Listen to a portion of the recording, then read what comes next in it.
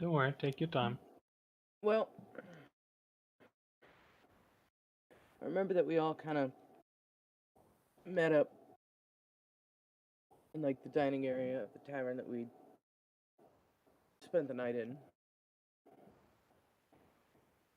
And Mr. Stick Up His Butt Elite was there and let us know that he wasn't actually the one taking us to the place. Someone else was going to do that, and he fucked off. Uh, and then Yanni decided he wanted to go check out the place where the elites, or like their headquarters or training area. And so most of us went along for that, uh, except for Landbus, who went off on his own to go get in contact with the person he's been secretly corresponding with this whole time. Uh, Meanwhile, at the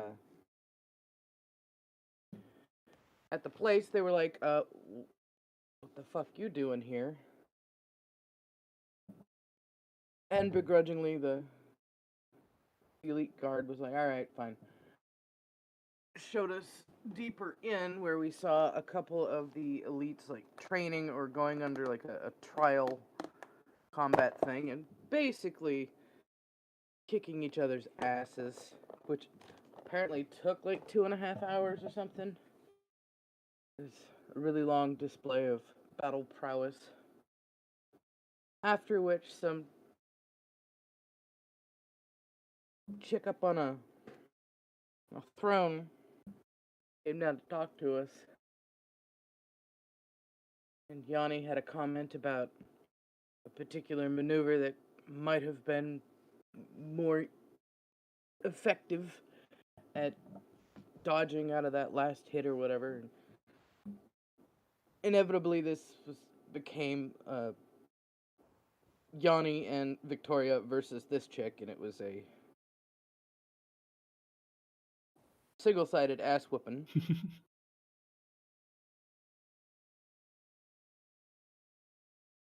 But he did manage to get one hit on her, which I guess impressed her, and he gave us a little bit of information about the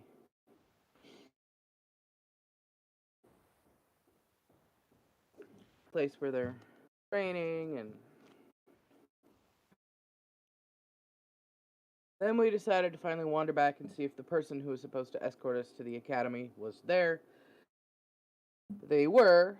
Them and Lambus were sitting at the table chatting. However, they're like, "Oh yeah, we're not actually taking you to the academy. First, we have to take you to like see the queen or whatever, prove your worth."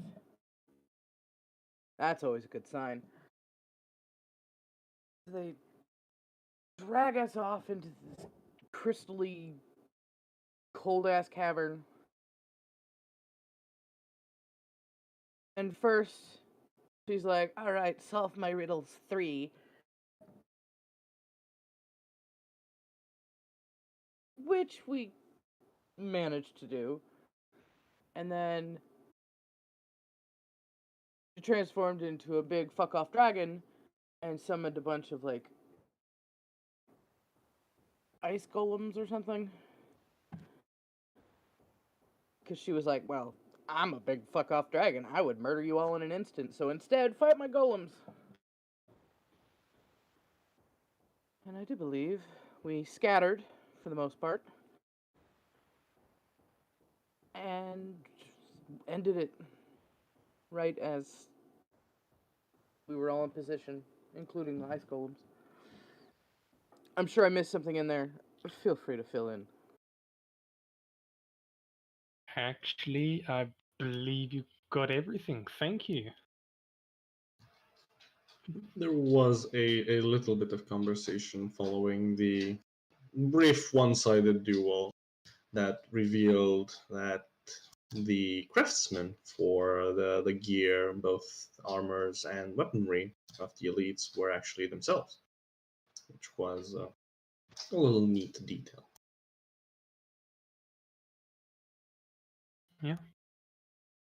Well, without further ado, no need to wait anymore. I'd like you all to roll initiative, please.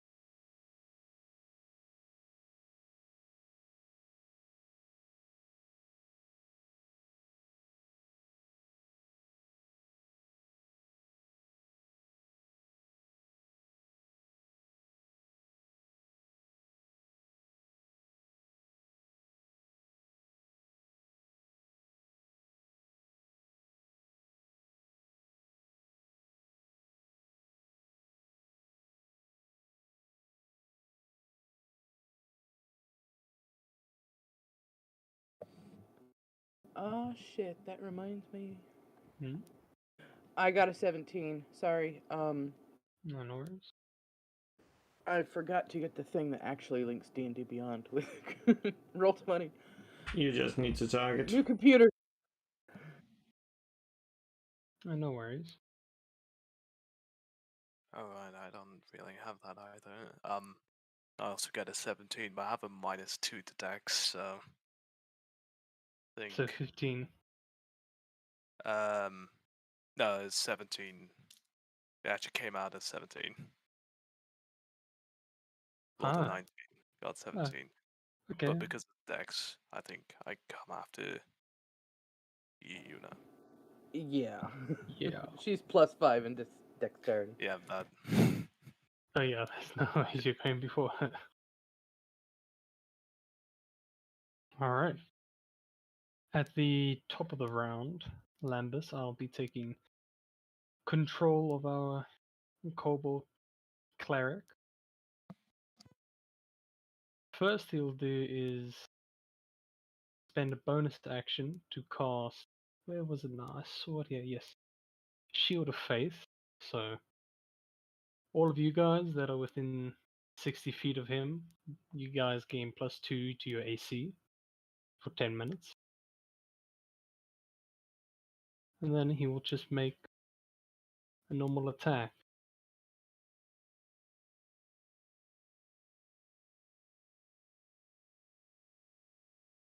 Oh, that just it.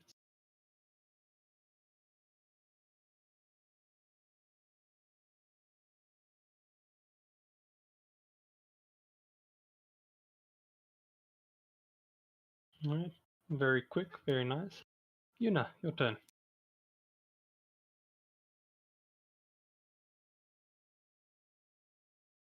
Alrighty.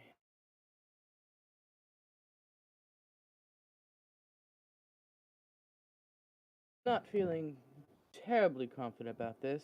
Want to poke my head around whatever rock I'm hiding behind. And shoot at this one. With my short bow. Please ping again. Ah, okay, cool.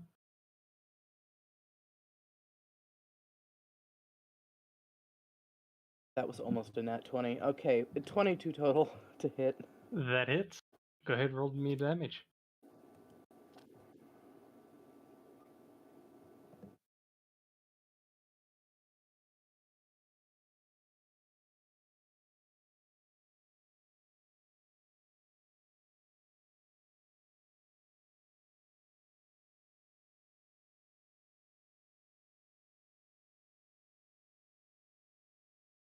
The damage. 14 total damage, sorry. Very nice. Alright. You poke your head out from the corner of the rock, seeing if any of the golems notice you. Taking a quick pucker shot at the closest one, your arrow kind of just lodges itself in the shoulder, not really giving a reaction from this golem. And damage is damage, well done. Yep, that's my turn. Perfect. Tyron, what would you like to do? Alright. I am going to use my bonus action to set my sword on fire. And gonna fuck this guy up, hopefully. Alright. Good luck. Nat 20. Well, that hits.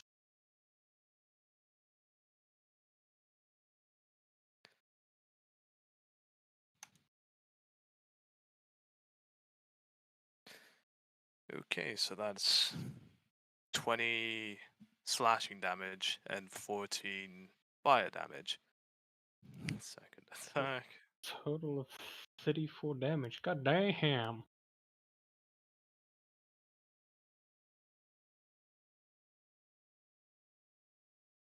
23 hit. 23 hits. Oh.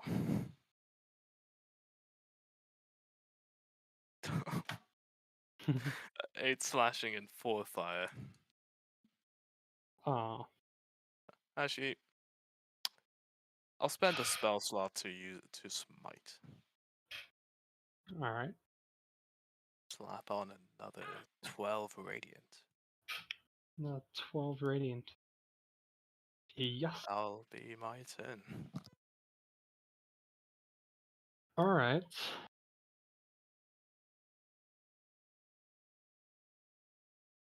So you run up to this golem, and set your sword on fire, and your first swing, it feels like cutting through butter almost.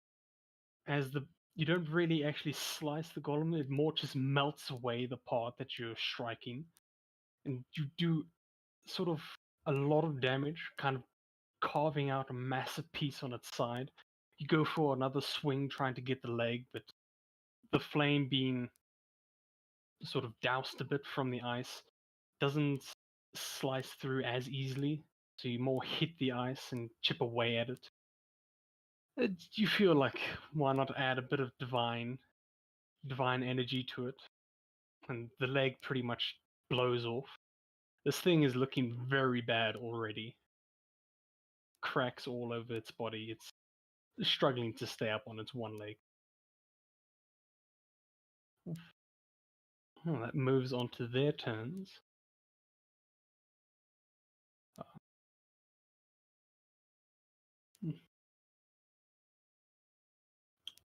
This one.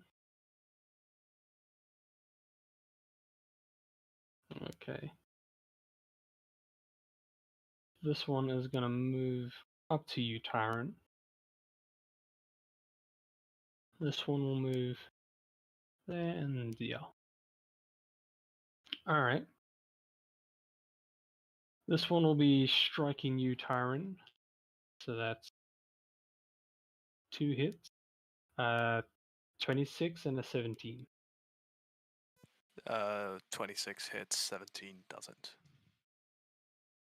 Alrighty.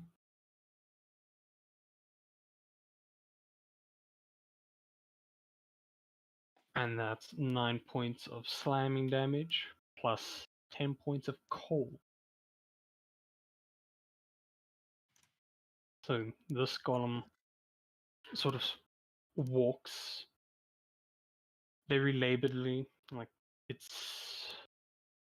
almost mechanical in a way, as it walks up to you with its massive fist, just slams down onto you. You're able to repel the force a little bit, but as you kind of lift off the hand, your limbs just sort of freeze like frostbite taking over, sting to them. And let me make this quick. Tyron will be getting 4 hits, all with advantage. Oh.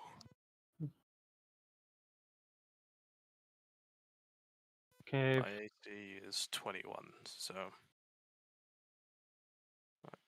yeah, his AC is 20. Alright, first one misses, second one hits, third misses, and fourth misses. God damn. hey, fuck yeah. Lucky bugger.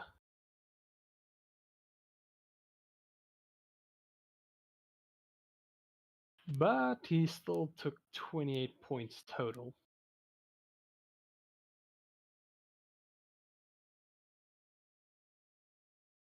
And Cola, the one by you, is going to make 2 attacks. That's a 22 and a 19. 19, no. 22, yes. Perfect, perfect.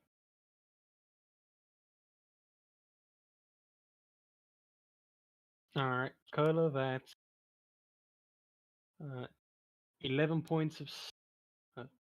it is smashing, right? Yeah, bludgeoning damage and 12 points of cold. Okay. Alrighty. We move on to Yanni. What would you like to do? I would like to cast a little spell. Ooh. A grease. Right here. Alright. So I'll need dexterity saves from both of them.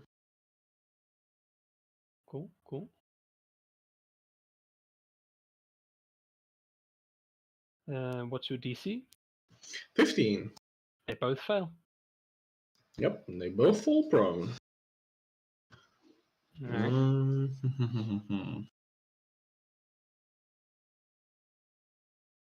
No, I think I have only 35. Okay. I'll start joining the fray. Get closer, and with my bonus action, I will command Victoria to dash up to Lambis and provide assistance to him. So after my turn ends, she will move and dash all the way to Lambis' side. And that's going to end my turn. Cool. You go ahead and see the current formation, and you see an opportunity of late. There's a magical ball of energy forms in your hand. You toss it over like a tennis ball. It lands in between the two golems and sort of just splatters like a water stain. As soon as it does so, these two golems sort of lose their footing immediately. The one with only one leg just immediately falls down, while the other kind of tries and keeps its balance, but eventually falls down as well. Shoddy work, Your Majesty. That balance is a little bit off. Dragon gives you a glare. Alright. Cola, your turn. Let's see.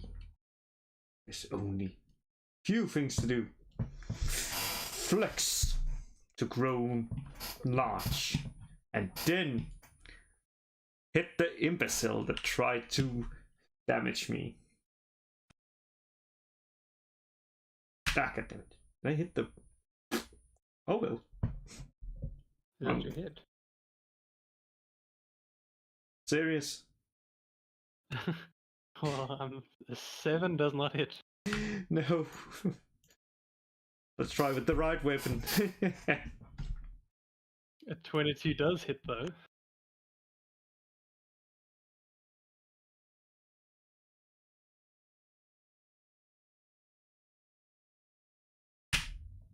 $16. Yay. And Okay. I have a suspicion this may not like fire. So I'm gonna invoke the fire rune.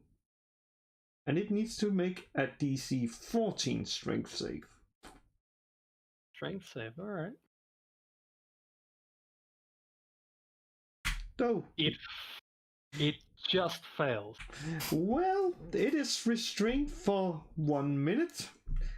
And it will, at the start of each of its turn, take 2d6 fire damage. Though it will already take the 8 fire damage.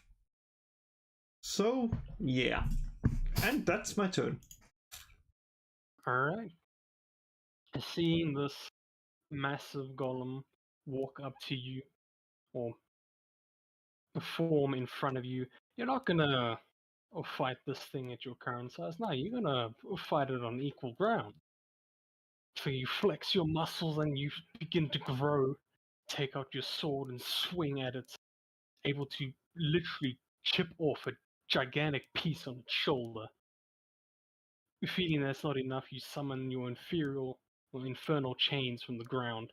It grapples onto this thing, the chains slowly melting away at the golem's body.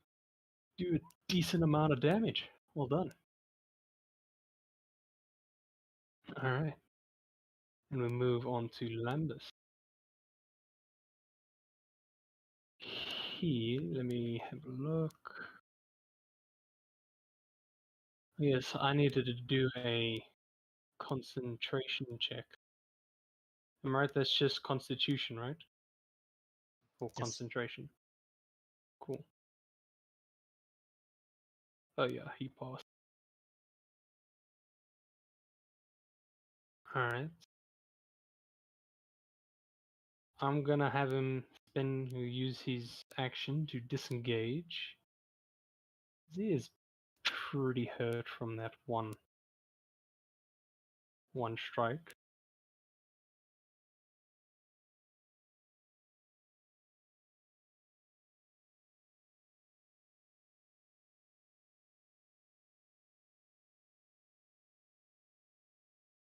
And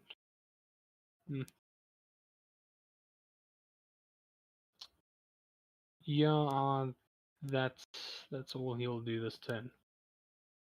You know, what would you like to do? All right, we are going to maneuver over to here. Whoops, there. And this time we're going to. Do I really want to shoot that one?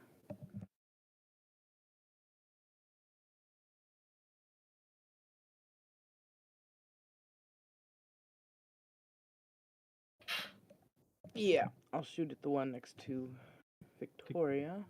Alrighty. That one, not happening. Yeah. Of course. Anything else you would like to do?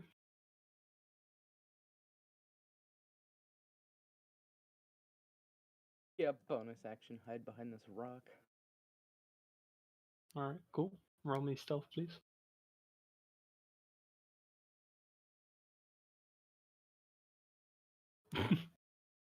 Really? You assume, seeing on how you've hidden so many times, that you are hidden. I'm hidden so well, I'm invisible. No one can see me. That's my turn. Yeah, so you go ahead, load your crossbow. No, you have a bow, right? Yeah, it's a short bow. Yeah. You go ahead, pull back your short bow, let loose. As the arrow flies, it goes past. Actually, roll me a hit die or damage.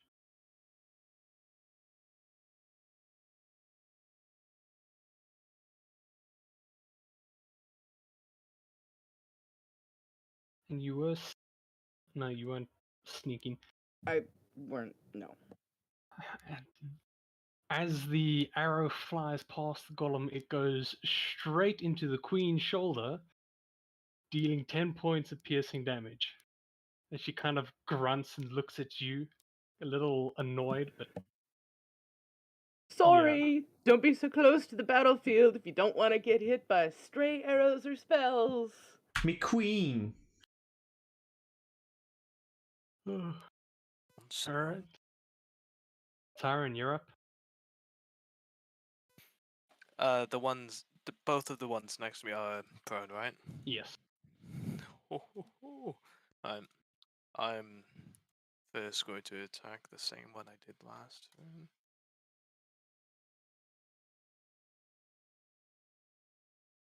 Take it a 23 hits.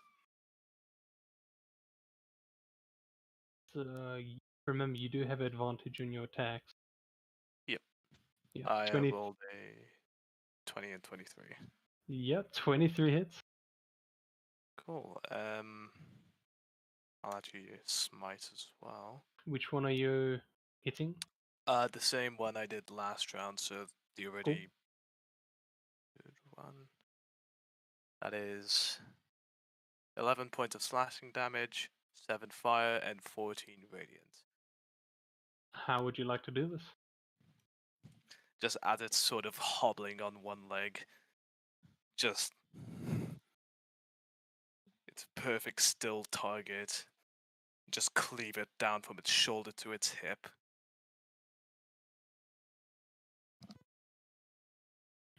Cool. With your great sword, you swing down, cleave it from shoulder to hip, pretty much melting away. As you do so, you hit a critical point in the golem, and the rest of it just breaks apart into tiny ice shards. Anything else you would like to do? Yes, actually. I have my other attack, and let's see. If I get another nat 20 this session, I'm gonna scream. Goddamn. Any Alright. time soon, though. And I'll. Can I smite twice in a turn? How does your smite work? When you hit a melee weapon attack, you can. Okay, so Okay, so then Good. yes. awesome. If it says only once per turn, then if I'll it use doesn't, then second level spell slot. you have unlimited smites. Well done. No, I'm just burning through them really quickly.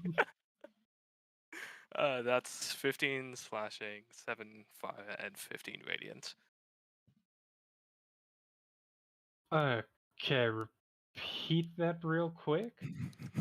15 slashing, 7 fire, and 15 radiant. Yes, could you not do any less damage? Alright.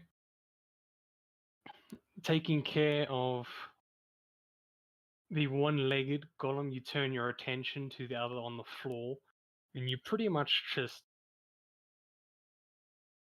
beat a man while he's down, swinging down with your sword, kind of like chopping him as if he was just a wood log, hacking away pieces of ice. You deal significant damage to him, and granted, he doesn't look as worse as the other one, but he's not happy from what you've done. For my bonus action, Oh my I'll god. cast spiritual weapon. Okay, where would you like your spiritual weapon? Just right next to me, buddy up. Sure.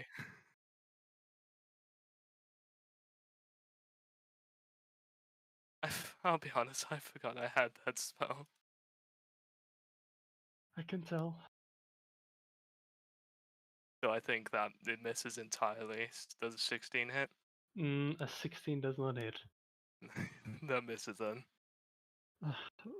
Thinking you could get away with more, you summon your spiritual weapon, but it's not used to enemies being prone, so it misses or swings too high and just misses completely. Yep, deserved. Alright, it's the golem's turn with Yanni on deck. Okay, let me quickly read up on the prone thingy. Creature has disadvantage. It's moving unless it stands up. Okay, so uses an action to stand up. Alright. Must it make a... Yanni must it make a dexterity check as well, if it wants to stand up? Yes. Alright, well, it's going to try that. And it fails! So you see this golem sort of turn around onto its stomach using its arms to kind of pick itself up. It's able to get 1 foot under its body before the foot just slips out and it falls back onto its back. It's going to use its bonus action to try and make its attack against you. Unfortunate, and that's a nat 1. So with it slipping, it tries and goes to hit you, Tyron, but it falling and misses by a mile. Alright. As for the other two, the one with Cola, it needs to make a strength check, right? Well, let me just check because I can't recall if it's a repeat. I don't think it is. God damn it! Why is Lambus not here? He's like the one. The target can repeat. Oh yeah, on each of its turn. Though it will still take at the start of its turn 6 fire damage. Very nice. Alright. And it fails strength as well. So it is still restrained. As the chains continue to melt away at its iced body. It's going to try and still make an attack against you. Wait, can it attack while it's grappled?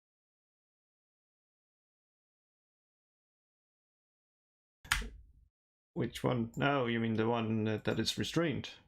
Yeah, oh yeah, shit. Yeah, it's attack against it has advantage. It has 0 speed and cannot benefit from any speed, and it has disadvantage in attack roll. And for Yanni, it has disadvantage on dex. Just saying. Well, it can't do anything else other than attack you, Cola, so that's what it will do. That's a 14 and an 11. No. Alright.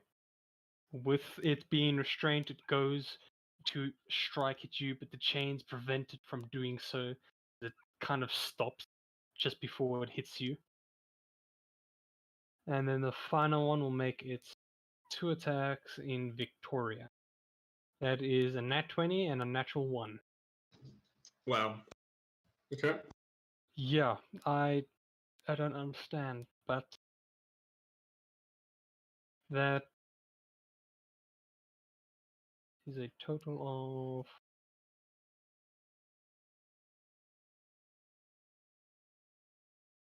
29 points of damage. Yep, she's out. Oh, is Victoria really that weak? Yes. Damn, I feel sorry for her now.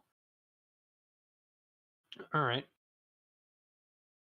So this golem rears back with both its fists and just kind of shoots them forward almost as if they're rocket propelled. And both, well, one of the fists managed to get her right into the chest, knocking her down instantly. With that, it is going to move.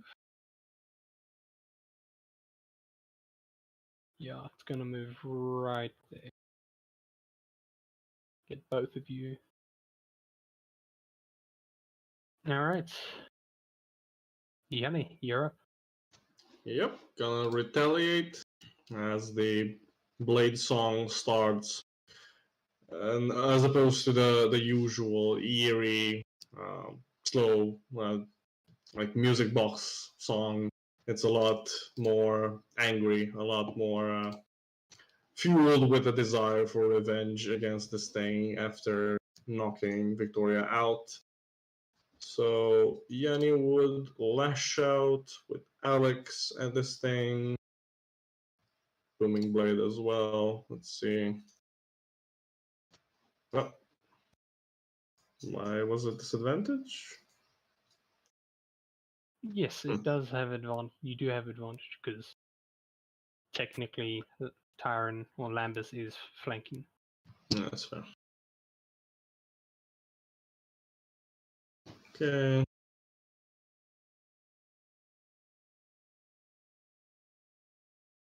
So it would be 10 piercing and 4 thunder. Alright, very nice. Anything else you would like to do? Nope. Standing my ground. Cool. With your dance going or beginning to get into full swing, managed to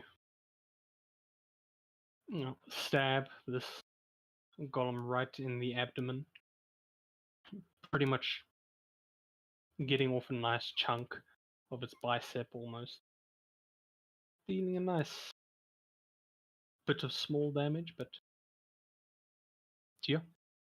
Cola, you're up. Oh no. It's time for revenge.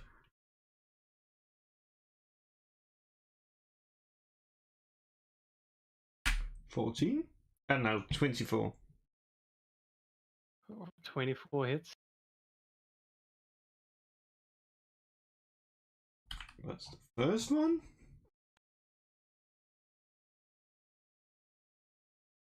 Yep, that hits also. Yes. Yeah, you guys are rolling good today. Well, exception of a few rolls, but Well, that's 20 damage in total. very nice. With your short sword, can't really call it that, seeing on how you're massive. You pull out, or you swing twice into the golem, pretty much creating an X on its chest. The sword cuts through nice and cleanly. It's not looking too good, as from the cuts you can see all the cracks forming, as well as the chains still melting deeper and deeper into this golem's body. Anything else you would like to do? Oh, yes, exactly. Since they'll have that action. Can't hurt. Just flex my muscle back together using the second wind. Alright, very nice. And then I'm done. You show off a little bit to everyone by doing the casual flex, all your wounds healing. Yep, the Dragon Queen is confused as she witnesses an owl that was small, flexing to make itself big and flexing to heal itself. She is really confused. Anyways, move on to Lambus. What powerful spells does he have here that isn't concentration? Hey, you guys don't need the Shield of Faith anymore. You guys are doing fairly well. So,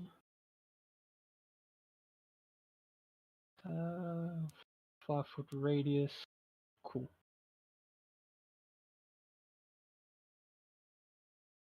Lambus is.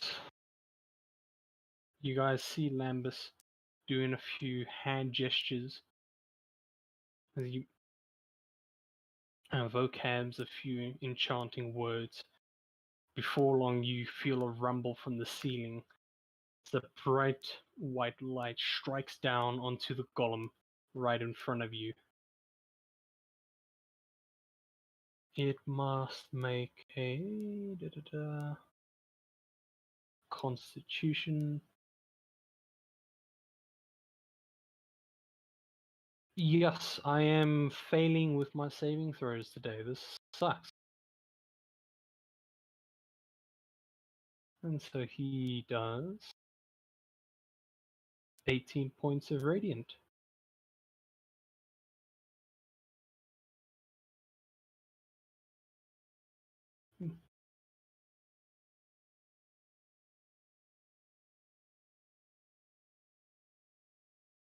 And that will be his turn.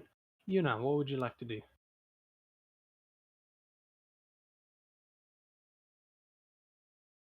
We're gonna move over here.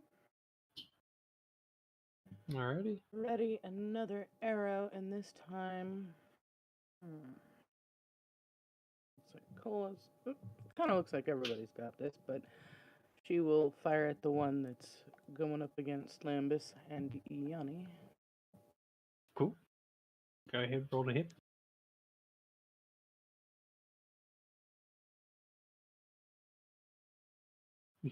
That hits. I would hope so.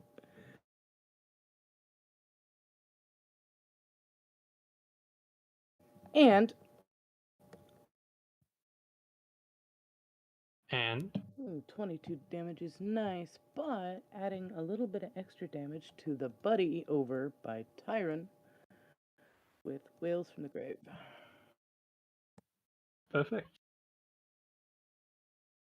Now, what? It needs to make a wisdom check, right?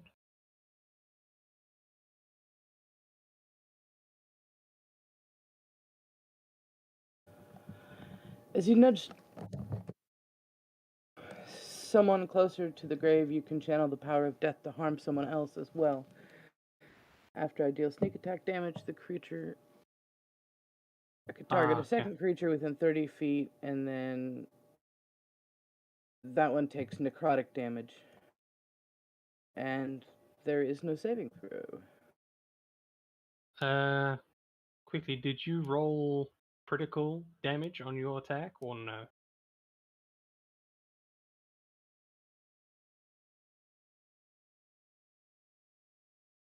Because it looks like you didn't. Sure didn't. What's wrong with you? Roll. D&D Beyond, why didn't you do that? Yeah, sometimes you have to manually put it on. Oh, I see. Yeah. Gotcha. Well, Well, that for would the be an sake of additional ease, 4d6. roll it again or just double what was. Well, it's definitely not double the damage, so you can just add another 46, you said. Yes. Yeah, just add another 46. Oh, look, more nat ones! Alright. Well, 31 points of damage is still very nice. Yeah, it's nothing to sneeze at. Okay, she's not feeling quite as bad about herself right now. Feeling the pressure on as you struck the queen herself, you pull back your short bow, let loose as the arrow flies past the battlefield, pretty much striking the golem right between the eyes. As the arrow lodges very deep, you can almost see it wanting to go through the entire thing. As the golem kind of stumbles back a little bit, as the successful hit goes, the wails of the dead ring out and shake the one by Tyron to its core. You feel very great about yourself. With my last 5 feet of movement, I'm gonna duck back around here and bonus action hide. So stealth again. Yes, please. You feel more confident that you are hidden this time. All And right, that's my turn. Tyron, what would you like to do? Do what I do best. I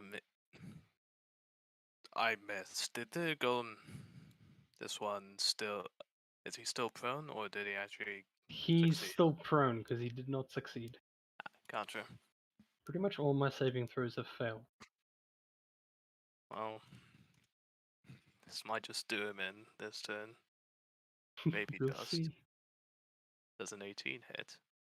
An 18 does hit. Just hits.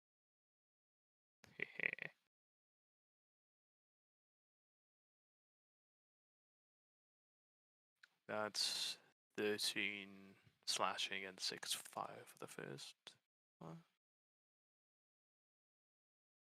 Oh, 13 slashing and 6 fire.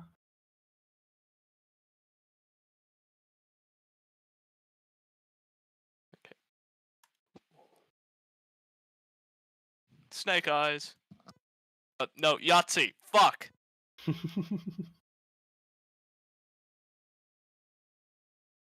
I'm assuming you're putting smite onto that as well. No, actually, I don't have unlimited spell slots, and I'll let you keep some. No, second attack, that is 17 slashing and 8 fire. Alright.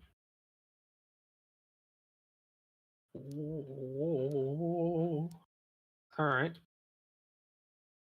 You go ahead, continue your wood chopping into the sky as your sword of fire pretty much melts.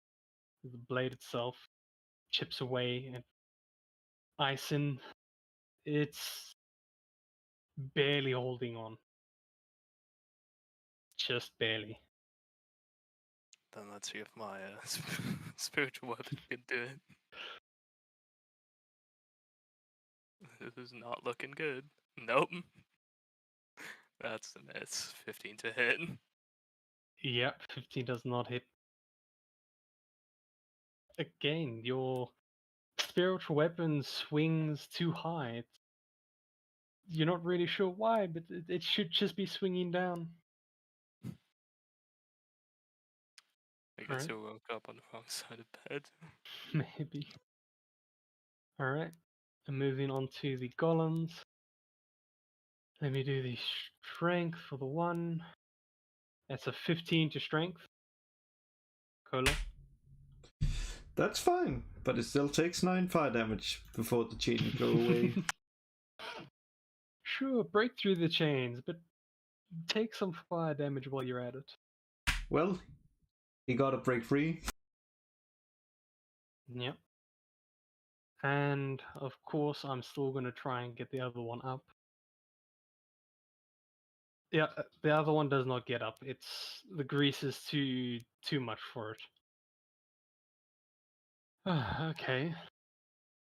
Well, let's start off with the greased up one, as it's going to make its 2 attacks with disadvantage. Oh my god, that's... I got 2 natural 20s, but one's a 17 and the other's an 8, natural 1. So, does the 17 hit? No. And the natural 1 doesn't hit. You kidding me? I'm not even joking. This is absolute bullshit. I did not hit her. It's bullshit. I did not. Hey, Mark. I did not. Oh, hi, Look. Mark. See that shit? Oh. Alright, well, this thing slipping and sliding in this greased up floor cannot hit for shit as it swings wildly in places. The one who had the chains kind of strains against the change cola, and by all means it's able to break through the chains, still the fire melting a bit, but it's going to make its 2 attacks into you now. That's a 20 and an 11 to hit. Only the 20 hit, but just barely. Alright. So, with its more capable arm, it swings at you and manages to get you on your chin as it deals 8 points of bludgeoning and 7 points of cold.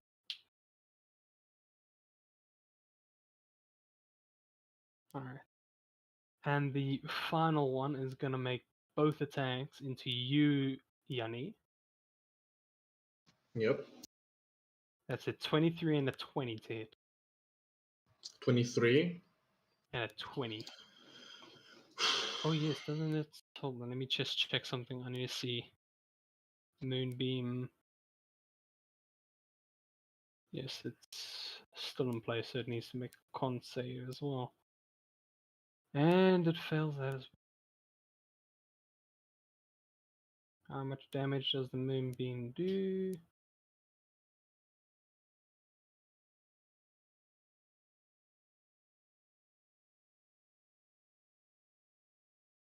Okay. It's still standing as the moonbeam just melts away its entire arm, or left arm. So the 23 and the 20 hit, right? Yes, both hit. Cool. Just give me a moment, please.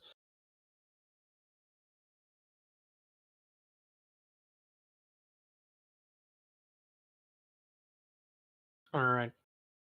So with its one arm, it's able to swing twice at you, kind of swinging inwards, getting you on the side of your head, and then swinging out, dealing a total of 26 points of bludgeoning and 25 points of cold. Yep, I'm out. Alright, with its two swings, the rest of you see it get Yanni twice, and Yanni just fall to the ground, unconscious. And we move on to your turn, Yanni. Death save, please. Yep. How do I roll a death save in here?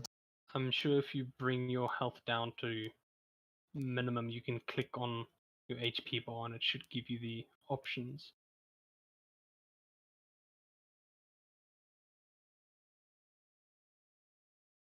Oh, okay. Alright, well, the That's first fine. one you save. Alright, moving on to Cola. What would you like to do? There's only one thing to do. The enemy still stands, so it must die. Surely that is enough. 16. 16 does not hit. That's bullshit. I'm sorry. That Has an hits. AC of 17, so yeah, 21 hits. Go ahead, roll damage. Yes. Ooh, very nice. 16. Very nice. Yes, 16. It's fine enough. So with it breaking free from its chains and getting you across the chin, you decide to return the favor. Your first swing, you're able to hit it, but your sword kind of ricochets off, only chipping away at a small ice. The second swing, you're able to get a nice strong slice as you cut across its stomach. It's looking pretty bad. Surrender Alright. now, and you may live. And with that, the turn is over. I'm so glad you are talking to an inanimate object. Well, a non-sentient object. So glad. Alrighty. With that, we move on to Lambus. Touch.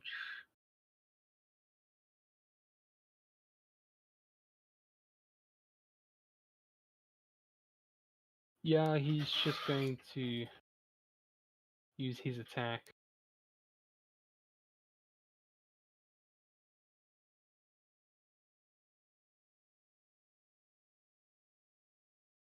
Surprised he only has one attack per action. But he hits, so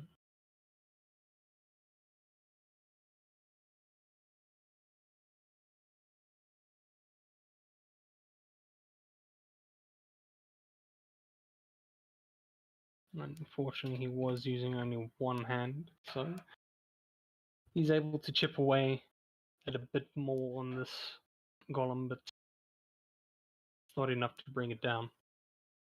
Move on to you now with Tyron on deck.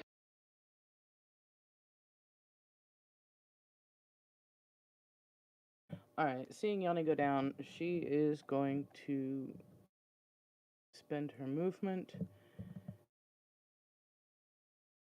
spending her action to dash and bonus action to dash to get all the way up to Yanni.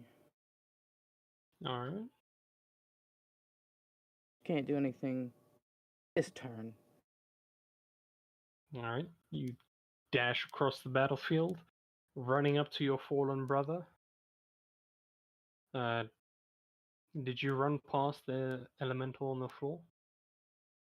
Or did you make sure that you avoided him? Yeah, hold on. Let me.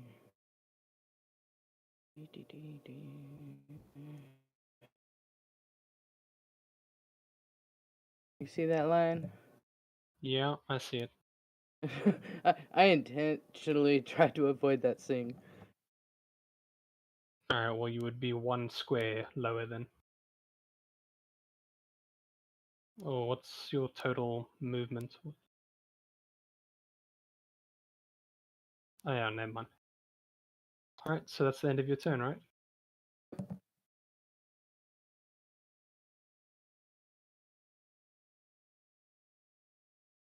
Alrighty, Tyron, what would you like to do?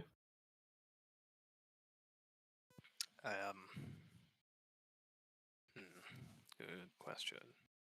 Just letting you know, this thing on the floor is looking very bad.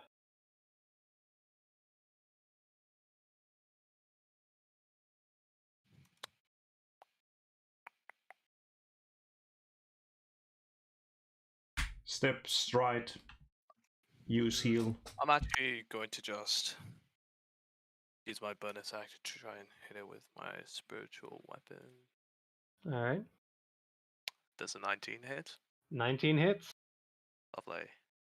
And that's 11 force damage. Let's see if that does it. How would your spiritual weapon like to do this?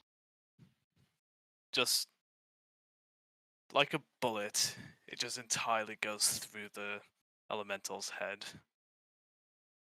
Through the front of the head, straight out the back. Awesome. Alrighty. You... Wait, yeah, continue please. Go over here, actually right here, and spend my action to use 20 hit points for lay on hand on Yanni. Alrighty.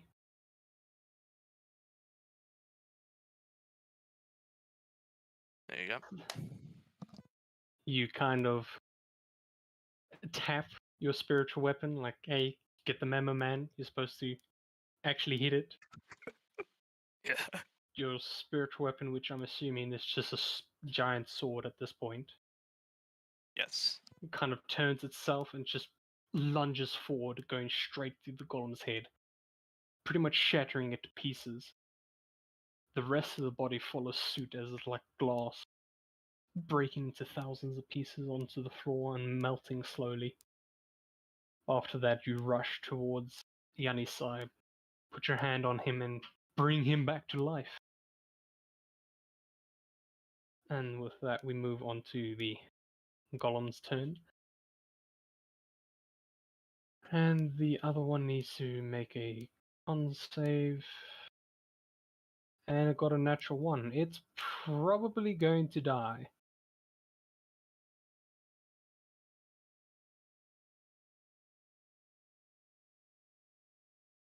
Yeah. As the one in between the three of you, still being vaporized by the moonbeam. Moonbeam kind of travels a little bit towards the center as you see it just rapidly melt the head all the way down to the body. This time it doesn't shatter into pieces, the rest of the body just melts into a puddle of water by you guys. As it is down. And then the final one, still having its nice boxing match with you, Cola, it's going to hit you twice. For 23 and 25 to hit. Yeah, it's just, that's fine. So that's 23 points of bludgeoning damage and 23 points of cold damage. That's not nice. Is the great Cola fallen? One. There's one. Oh god, okay. So this final one, using its melted arm as well as a pretty much okay-ish arm, it swings twice, able to get you on your stomach and then roundhouse the side of the head, both dealing massive points of pain. You almost have to catch your breath for a bit. But yeah, with that we move on to Yanni. You look around, see 2 shattered ice piles and a puddle by you, and the only one remaining is the one by Cola. Mm-hmm. Well, with his knockout, the song stopped, and in the eerie silence that ensues, he would get up and walk 15 feet to Victoria's side. And even if at first it looks like he would reach down to begin his usual mending process, he would just grab onto her shoulder, jolt the lifeless puppet, kick one of its feet at a weird angle, and use it as a tripod for his gun. Alright. Go ahead, roll the hit. That's a miss. Yeah, that's... With your improvised tripod, you find it difficult because you realize you are actually, even though Victoria is sort of stable at this point, you find that you're using more strength actually keeping her straight, because every now and then she would lose balance and you would be off aim. But once you were able to fire, the recoil of the gun was just too much and the bullet goes flying past the golem's head. Anything else you would like to do? That's all I can do. Cool. Cola, your turn. And now the ice thing must fall. Well, hit and we'll see. It hits. 20 hits. 11. Alright. You We're swing not, your sword. we are not done with it. Come on. Let's see. Ah, yeah, that's that. So it's 18. How would you like to do this? I'm just gonna be like, you did good. You did good. Just turning the sword and just stabbing it down, and then, but I did better. Nice. Perfect. You stab its chest and keep the blade there as you push it down to the ground. The golem kind of grabs at the blade, trying to pull it out, but you keep pushing and pushing. Is eventually you almost pretty much pinning it to the ground. With one twist of the blade, it shatters into pieces. And with that, we leave combat. Queen staring at all of you. She seems pleased. If it wasn't for the arrow in her shoulder and the weirdness of the owl, she's happy with the display of strength you have shown. She looks all down to all of you. I am confident in saying that you are strong enough to survive the Feywild. I do apologize for testing you so hard.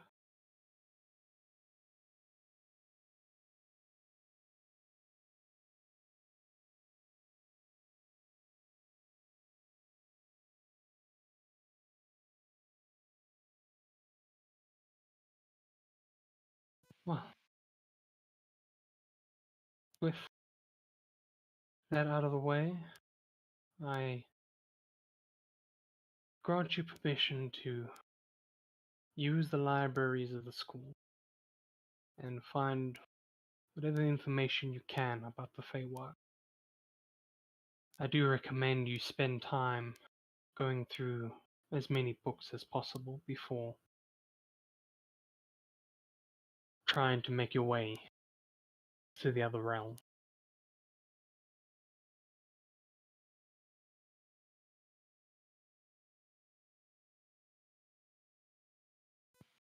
Understood.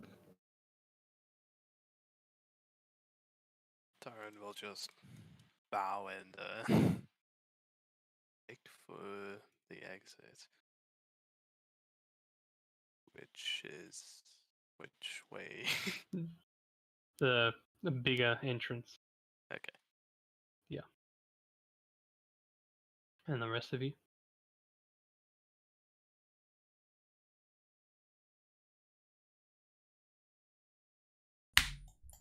The smaller exit. As you walk into the entrance of this tunnel, you feel a scaly tail wrap around your waist and pull you back as the great dragon looks towards you. I'd prefer you not go that way.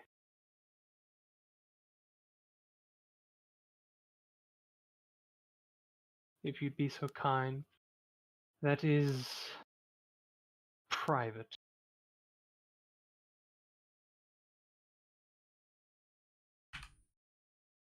Flap, flap, flap. Flap, flap, flap, flap, flap. Cool.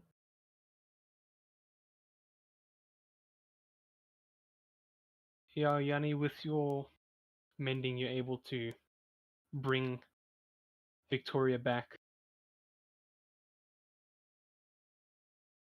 And I'm assuming you're all gonna leave the cave now. Yep. Cool. With that, you all make your way out. Lakos is still there, sitting on the natural steps, waiting for you all. As you exit, she stands up very excitedly. Oh, and how was it? Well, we got jumped. That was fun.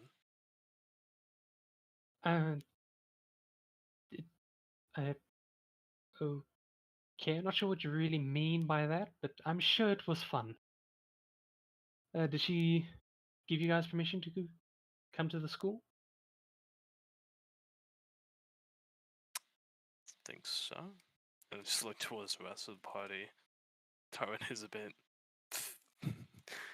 He's a bit out of it. Of course, once she heard that the great Cola wanted to see the school, she was bowing and saying, "Oh, great Cola, how could I not have known you was coming? Now go to the school, you have my permission." Did she really say that? What else did she say to you? I mean, That she would prefer her private sanctum to not be like that I didn't went there, as it would make it feel like she would never leave there if I was to have been there, because who would want to leave a place where the great Cola had been? I don't think that's what she meant. It was clearly what she meant. There's no way she could have meant other things. oh, If you insist. alrighty. Well, that's spectacular to hear. You guys want me to lead you straight to the school? You want to take? She looks towards you, Yanni, and Eunice. Or do you want to have a bit of time to yourself? Head away to the school. Alright, I'll take you straight there then. She gestures for you all to follow. She takes you towards the school.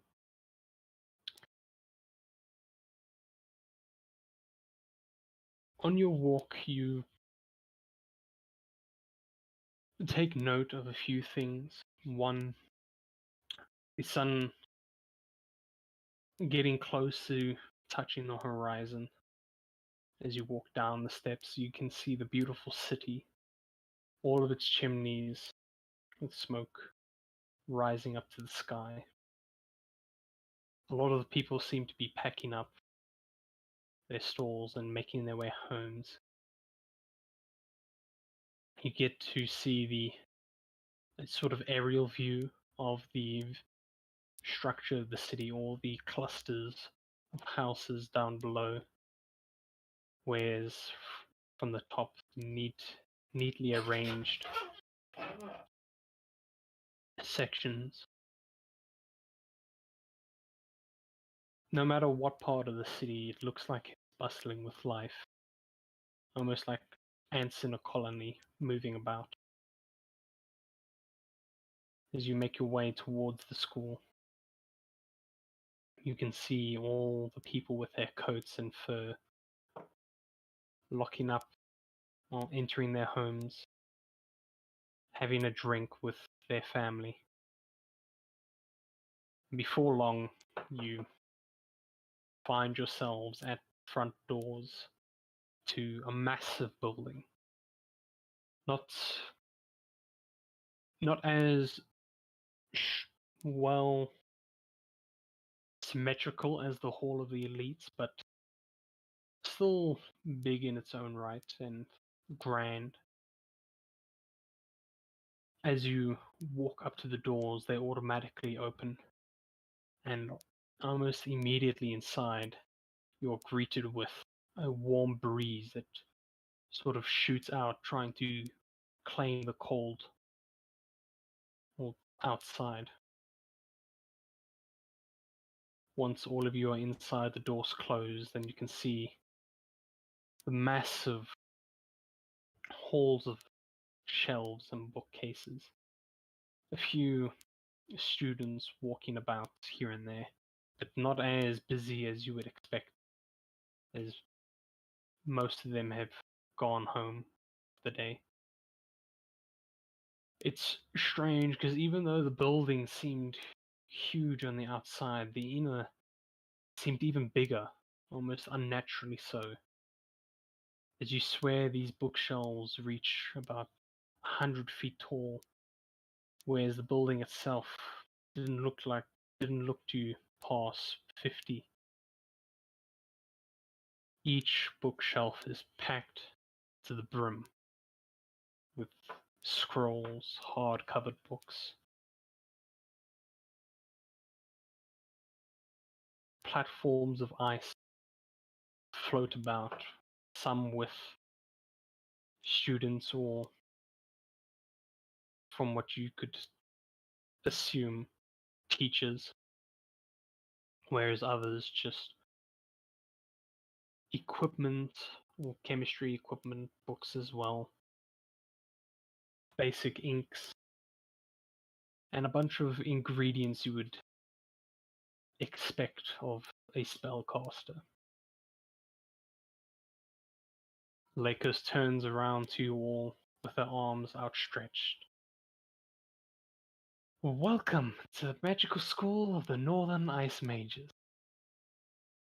In here you will find probably the biggest library in the world. I can't say for certain, I haven't been to all the libraries, so I can only assume, but I'm sure you'll find what you're looking for be here. Which brings me to a question. What exactly are you looking for? All I was told is that you need to come here, not really what you need from here, but any of you like to help me out with a bit?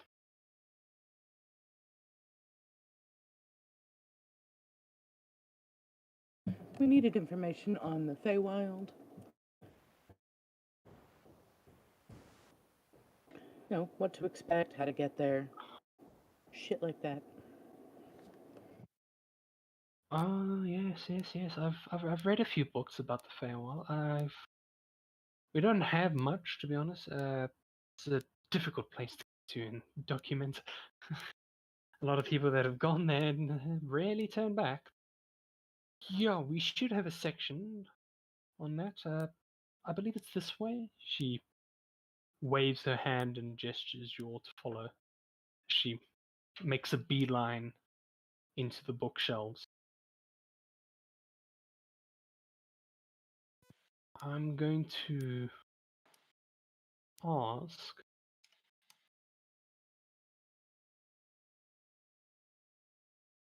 You all to make me a perception check.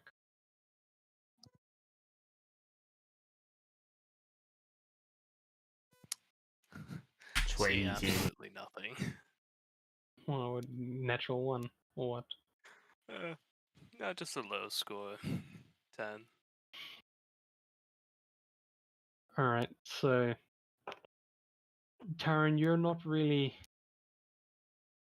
focused on the nitty-gritty details. As to you, it's just a bunch of bookshelves with books in it. I mean, you've read a few books, but you're not that deep into them. And I mean, it's way too big for you to actually pick out any small details. Yanni, you are far too focused on Victoria to give a shit about anything else. Because lately, Victoria is not having a nice time. I mean, getting downed on the ship, getting downed by the Grey Knights, and by Senko in the hall, and by Ice Golems. You're witnessing your family member being killed far too often. So you're not too focused on the world around you. Yep. As for Kola and Yanni, you do notice a few keen eyes of students following you. One or two actually following you as they keep a distance, sort of intrigued on what you're doing about. Sometimes they get shooed away by teachers, other times not. A sort of cool thing I'd say you'd notice is a glowing light coming from one of the bookshelves. As you turn your attention to it, a few of the books fall down, and the head of a glowing fox just kind of looks about. It's bright cyan blue. It looks at you, and scuttles out into the, or deeper into the bookshelf, or labyrinth, should we say. With each step you see it leaves a very small puddle. You aren't really sure because well, never mind. You can't really tell if it has fur or not, as its skin looks really smooth.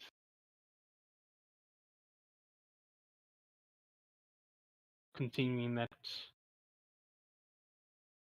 you continue following Lakos as she leads you further in.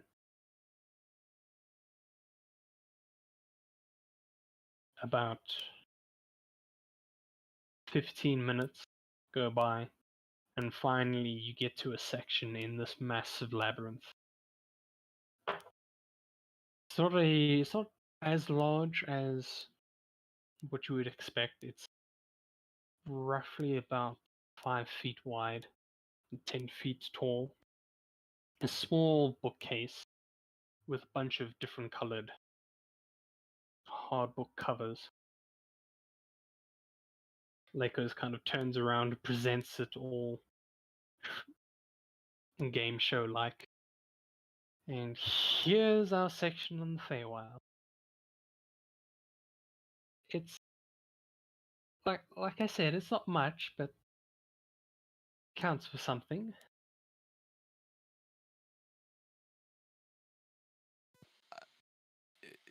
It will probably be more than enough. Well, I sure hope so. These types of books aren't easy to come by. I'm gonna go. I won't be far. Just yell if you need anything. I'll come straight towards you. And try not to destroy any of the. She cautiously takes a few steps back and then makes a beeline away.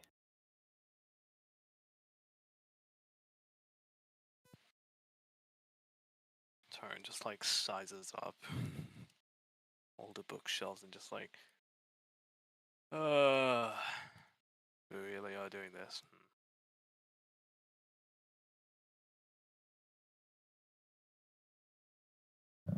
Time to study, boys.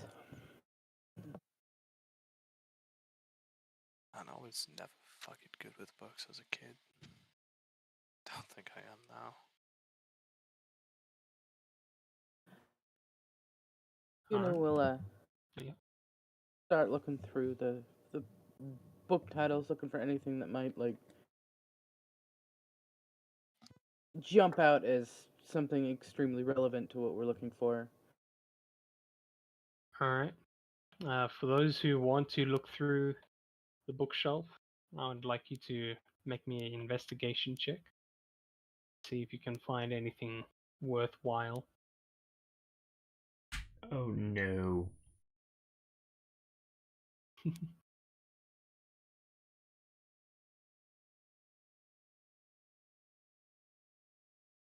Alright. Tyron, like you said, you weren't good with books as a kid. You pull out a few, open them up, and just put them back. They don't seem interesting at all. You repeat this process of not really finding anything. Una, it takes you a bit, but eventually you do come across a book with a very fine red hardcover on the front, engraved in sort of fake gold letters. A book called Beasts of the Feywild. Ah, well, this might be handy. And she'll just like step away out of the way in front of the bookshelf and just kind of like plop down on the floor nearby and start kind of like leafing through the pages. Alright.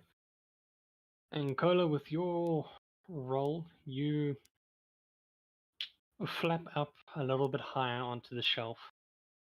You perch yourself on top and you see a book on top of the shelf. It's very dusted over. You kind of flap away the dust and you see a much older type of book with a more of a leathery coating around it. This one is just titled Tales of a Feywild.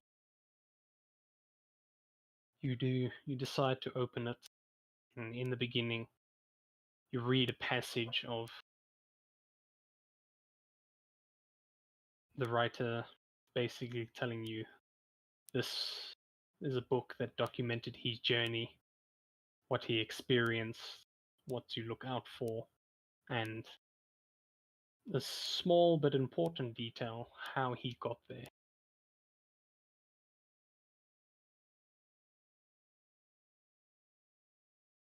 Ooh, this is useful. Time to read the entire book.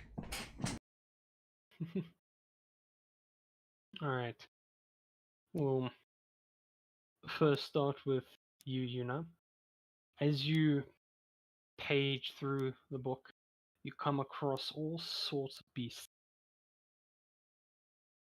Beasts like hags, pixies, jabberwocks, kitsunes, displacer beasts, weird bullfrog knights, these sort of misshapen, malformed dragon that looks to be more of a sort of swamp kind of beast more than anything else.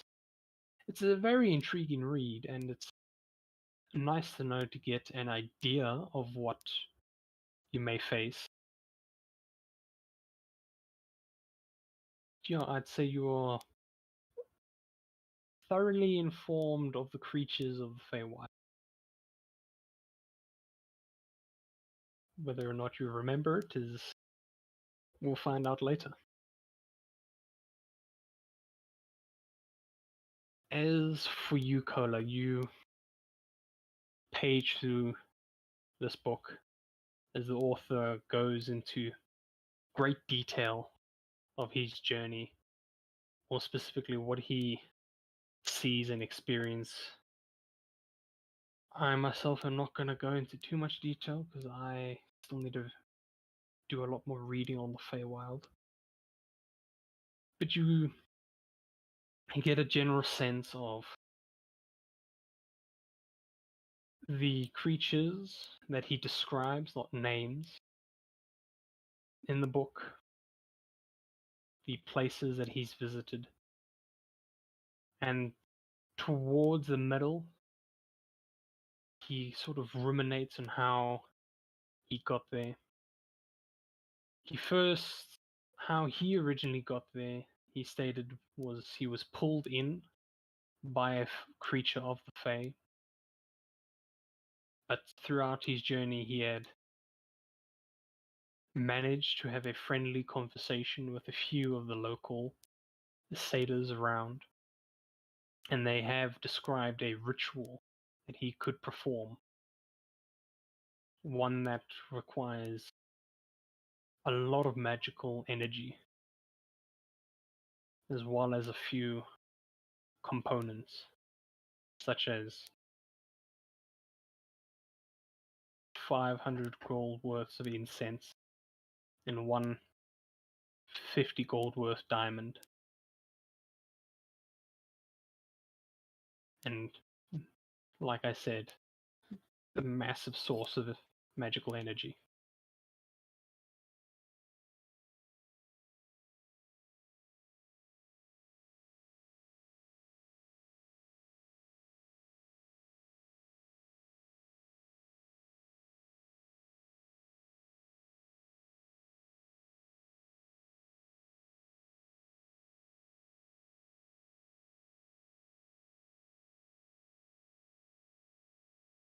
Anything you guys would like to do?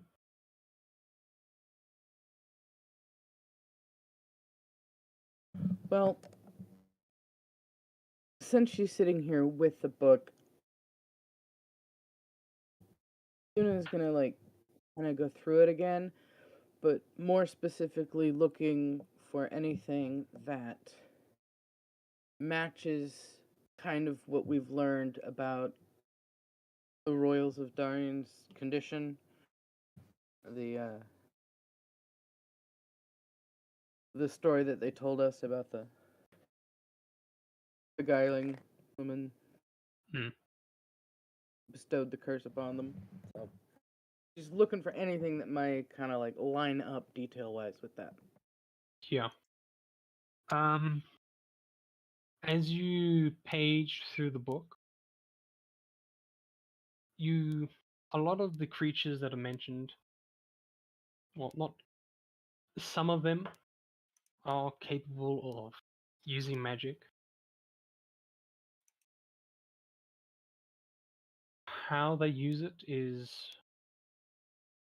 more up to creature itself, as the pixies tend to use their magic to heal or guide those that are lost, and are generally good.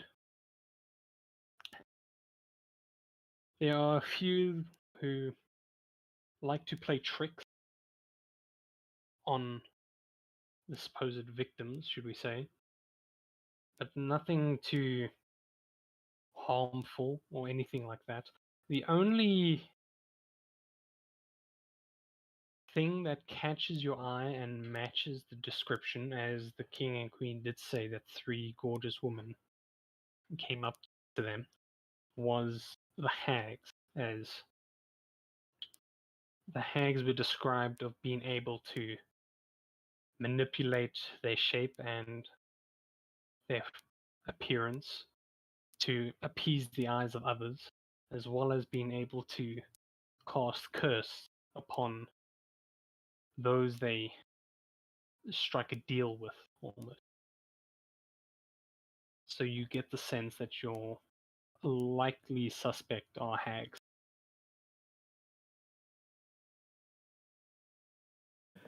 Well, whatever little bit of suspicion I may have had, or any of us may have had about our target creatures being hags, I think we can safely assume that that is indeed what we're going to be dealing with or looking for.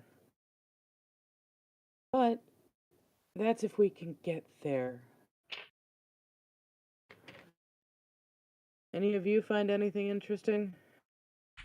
Merely saying that someone was pulled there, meaning that if we were to go there, all Kola would need to do would be to request, and surely the Feywild would pull him and his party there.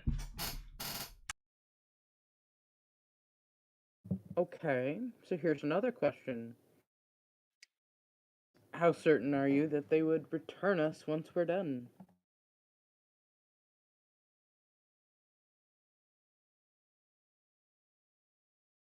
We can see once that happens. Nothing, never delve too much on the present. Enjoy the moment. Wait a second. Is it the No, don't dwell on the future. Enjoy the present. That is the thing. Easier said than done, Great Kola, but just can't shake the idea of not, wanting to not get stuck in the Feywild. Although, that would have some perks, I think. Maybe. Irrelevant. Being stuck in the Feywild?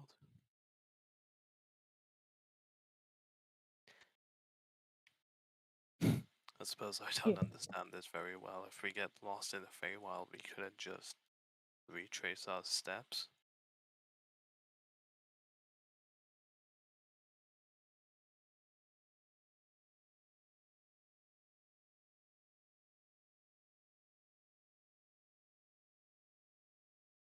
Oh, I highly doubt anything would be just that simple. Especially if the Fae is involved. I've never been one for books, and neither for exploring, so I can't really offer much.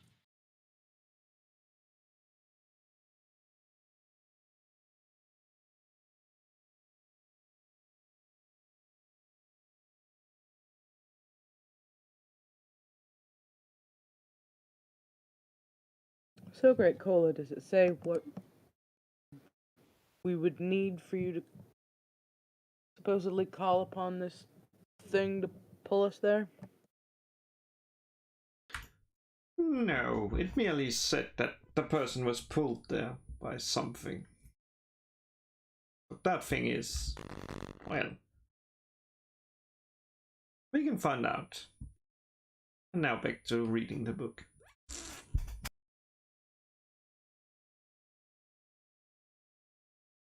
Alright. You read a little bit more and you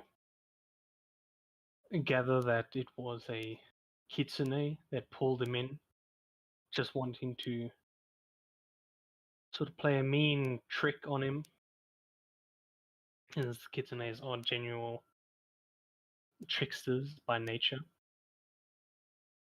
But he decided to make the most of his situation and pretty much documented everything. That being said, again, I reiterate the only ways that he knows of getting to the Feywild was being pulled in by one of the creatures or performing the costly ritual.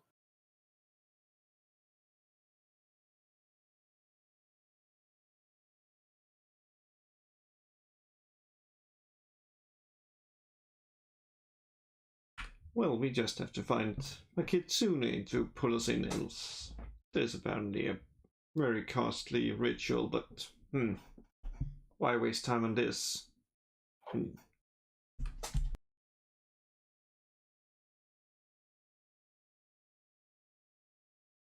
think we can find one of those that quick?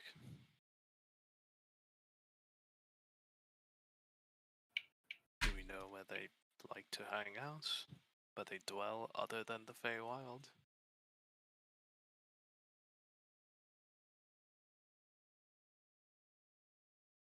No. Would the book Una has have anything that might give us a hint on how to locate one here in the material plane? Let me do a little reading up.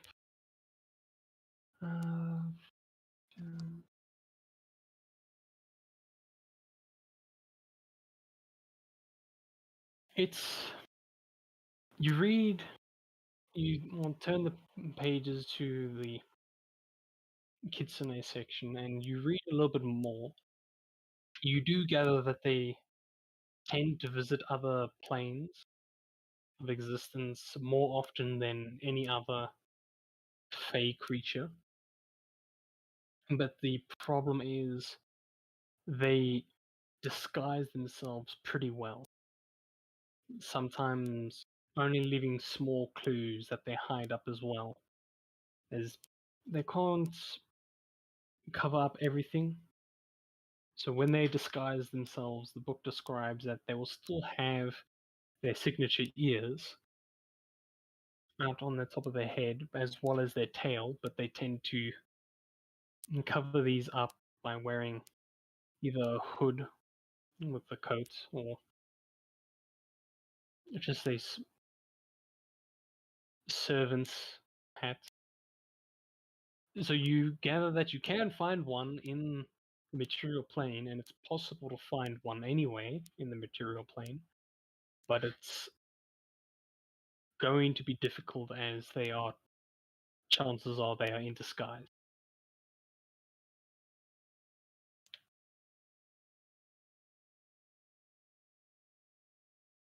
It also states that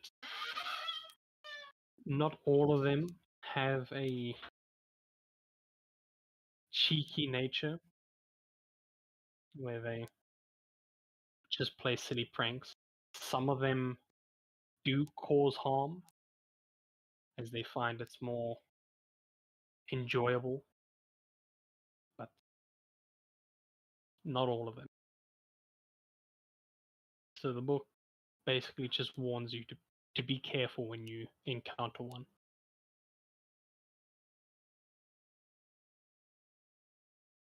Well, it appears they can be quite crafty creatures. So it might be fairly difficult to just find one and appeal to its nature to do what we want.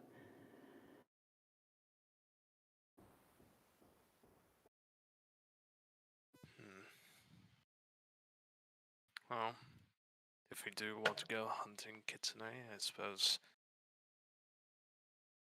a list of characteristics would be a good thing to have. Well, they definitely tend to disguise themselves and hide their ears and tails, so unless we go around ripping the hoods off of everyone we see, I feel this is going to be like finding a needle in a haystack. I wonder if we can just bait ourselves. What would be appealing to a Kitsune? Someone to make a prank on, clearly. And how do we do that?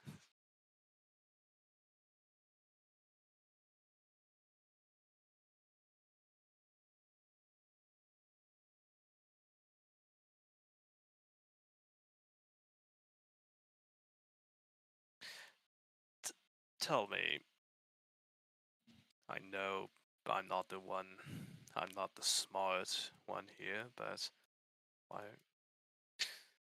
we're meant to be helping cure the king or whoever it was of Doreen.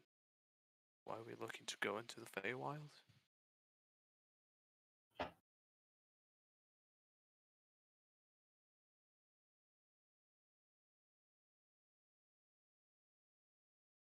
Well, honestly, what we got from them was that whatever did this to them was fey in nature, and we had some. We speculated that it could be hags of some form. It seemed pretty close, but we weren't absolutely sure. Neither were they, and so we were sent here to gather more information.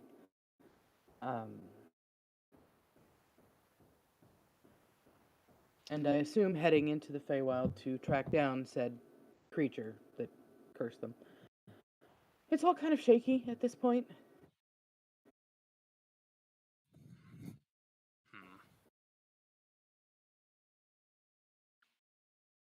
Could probably read about whatever condition is affecting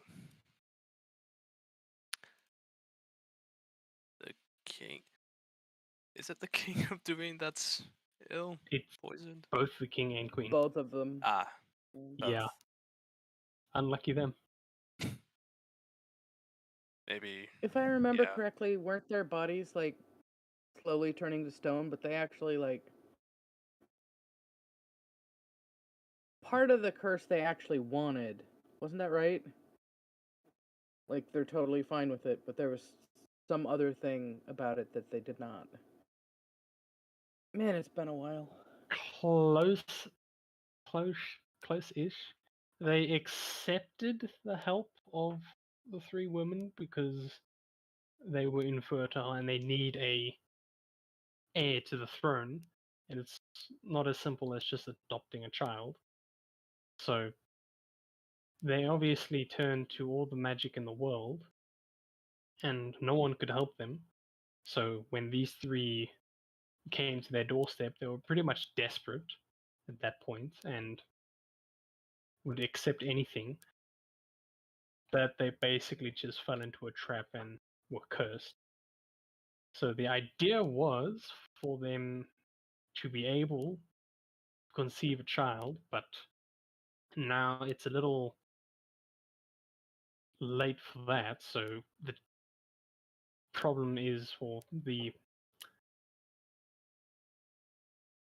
what's the word now? Priority is survival, because they were told that this curse would slowly but surely turn them to stone and petrify them forever.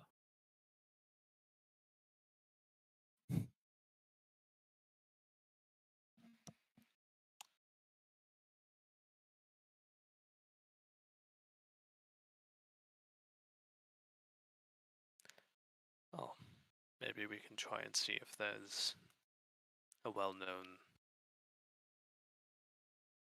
cause.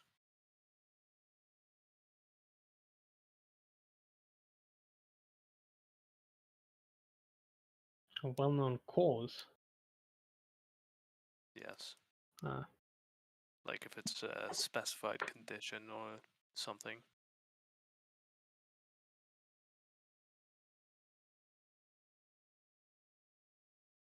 is this in character or out? No, in character. Okay, thank God. I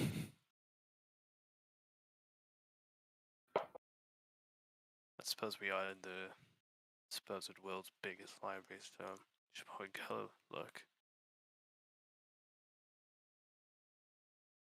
Yeah, I'm gonna go search for books about poisons, conditions, effects, the whole lot, and just see if I can find something that's close enough. Just straight up walk into the labyrinth and look into the bookshelves. No, not the whole bookshelves, but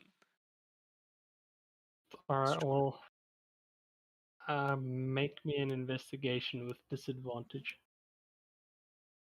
And Tyron was never heard from again. Well, I can tell you it's already a 2. Ooh. Yeah, as you make your way, you pull out books here and there, just looking at their titles. A lot of them are just basic stories and history. You just kind of throw them to the floor, not even bothering putting them back, as you continue making your way deeper and deeper into the labyrinth. By the time you get tired of searching, you look around and you cannot see anyone else.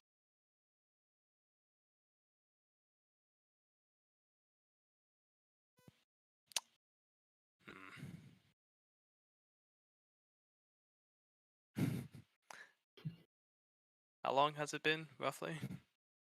200 How- years.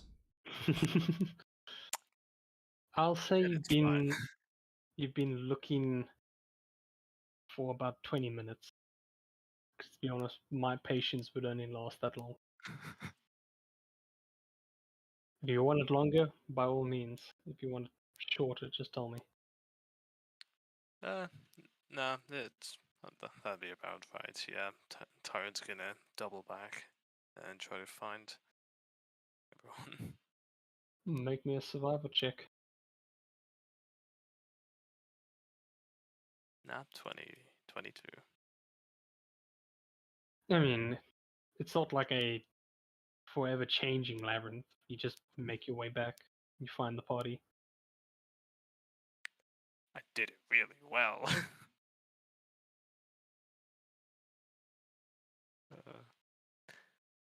Yep, I have not found anything.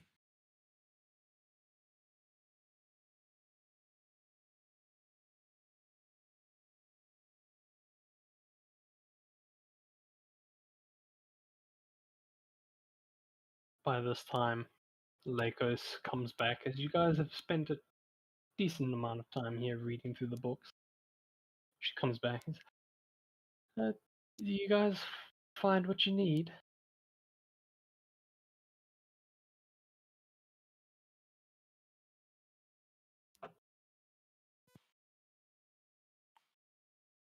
At least in part. I wouldn't say we've gotten absolutely everything we could possibly use. Sorry about that. Like I said, difficult getting our hands on these books. Would you like me to show you guys the way out?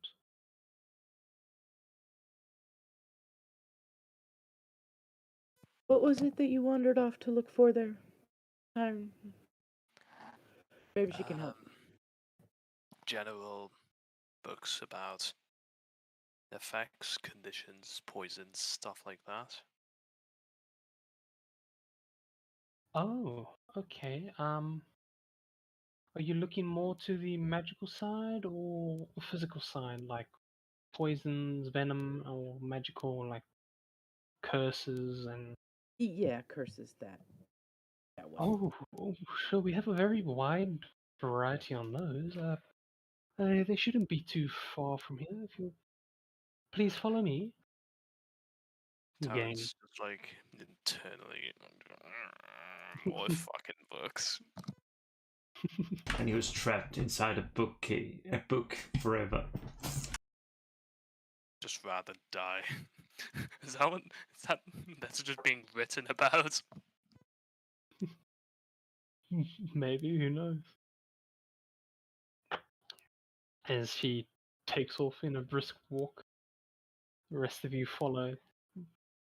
5 minutes later, you guys come to another section, and she immediately starts looking through all the books, kind of trailing their casings with her fingers, till she finally stops at one and is like, this is a decent one. Oh, and let's not forget about this one. Pulls out another, and she keeps piling up, till eventually there's a book pile as tall as you, Tyron. These are pretty much the best books on curse.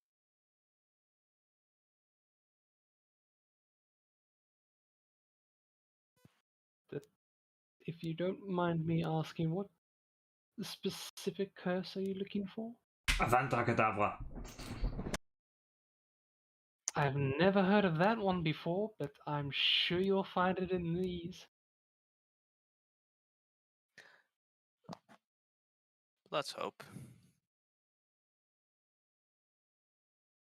The effects we're really looking for is like slow, permanent turning to stone. Oh. It's slow. Not instantaneous or quick. Yeah. That's interesting. I do remember reading something like that. She starts taking the books and the piles, kind of throwing them over her shoulder. As they go, they do float behind her and move back to the bookshelf.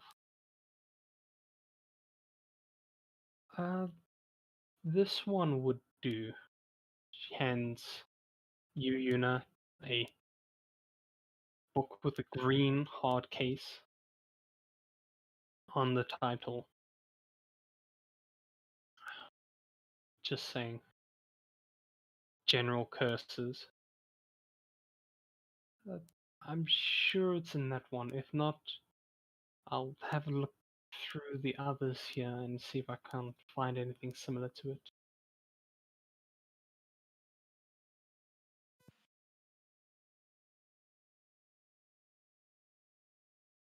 Too many books. Oh, actually, hold on. Let me roll, see if she heard you. Uh-oh. No, she didn't. Damn it. Well, Tyron, since you like books so much, here, you look through this one. He just handed back to her. Uh, Oh, okay. If I were a lesser man, I would cry. Okay, very well. She opens it up, flips through the pages. It takes her about a second. She looks at the page, flips, looks, and in about half an hour, she has gone through the entire book. She slams it closed. There was something about a petrifying curse that takes a relatively long time.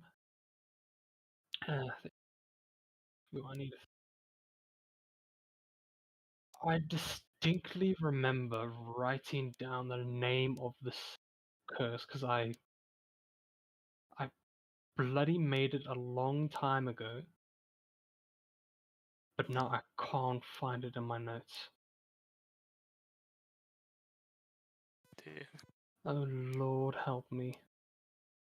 What have I gotten myself into?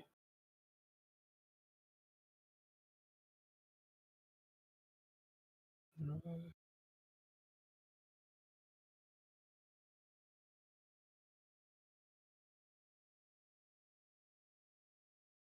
What session did you guys actually meet the king and queen? 9, 10, 11? I think it's the same. Or 9, I think. Let me just.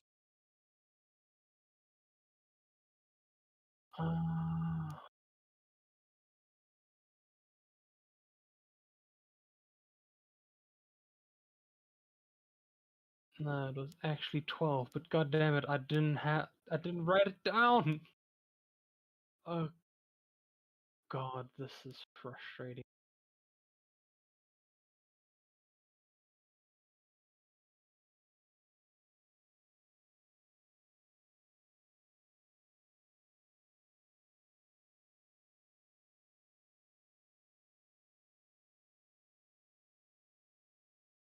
How about we take a 10-minute break here while I get my shit together?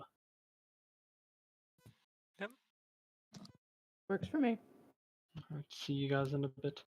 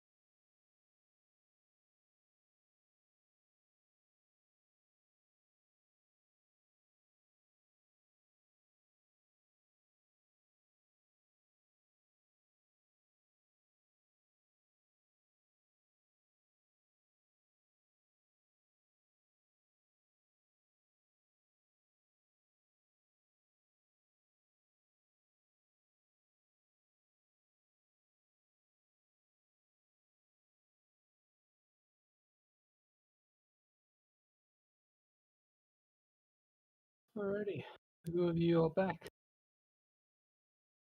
Hello. That's one.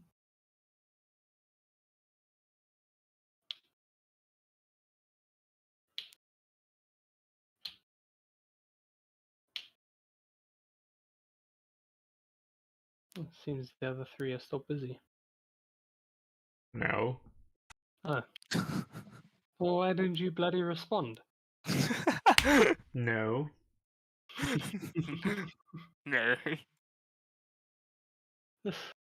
Trying to be stealthy, huh? Just because I can't see doesn't mean you have to be silent as well.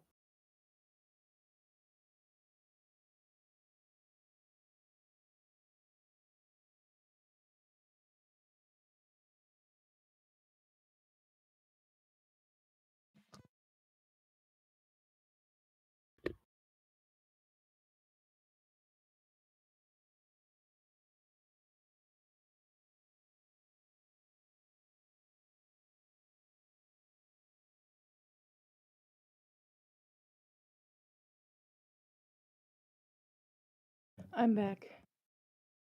Welcome back. I'm back. Yanni, are you here? Yep. Alrighty. Let us pick off where we left off. Pick up where we left off. Anyways. So as Lekos closes the book, she looks to all of you with a sort of worried expression on her face. Well, there's what we most commonly know as flesh to stone curse. It's a fairly quick reacting curse. It doesn't take long, about a minute or so, for the victim to be petrified in stone. But I have found a variation on this curse, said to be a little bit more powerful and a lot more terrifying, as you could imagine, taking at least a few years to slowly turn its victim into stone. Throughout the years, it becomes a little bit more difficult for victim to do normal basic functions like eat, walk, breathe, drink, sleep even. It's not a nice process. But the good news is, like all curses, it can be removed with a simple spell, remove curse. However, you are probably going to need an advanced wizard, mage, who knows said spell to be able to lift the curse on the afflicted.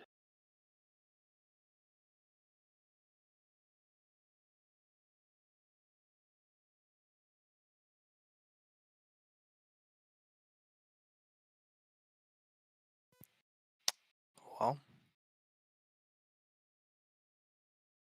I think we know what we should do now.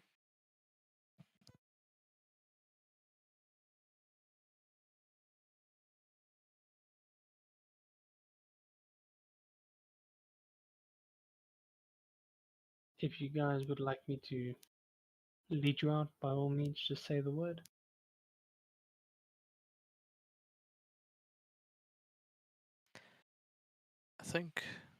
I think so, right? We're good. Her gaze turns to the rest of you. Well, I did have one question. I assume we can't remove these books from the premises. Yeah, I'd rather you not. Especially the Fae books. We haven't gotten around to copying those yet. That's fair. I mean, we could spend a couple a day or two copying it ourselves, can't we? Well, it probably wouldn't take us that long to at least copy the most relevant information, like, Sure. you know, just be safe, not fully copying over every single detail of all those Still. books. Point being, we can just take take notes for class. And so, if you want to actually be in class here, one, you need to be a resident of the city. Two, you need to be very adept in magic. And three, we need to like you. I was joking, no worries. You have no threat of having me as your student. Well, goody then. Try not to sound too excited. Well, if you'll please follow me, I'll lead you out. And yeah, she does a little hop and walks towards the exit of the building. Anything you guys would like to do on the way out?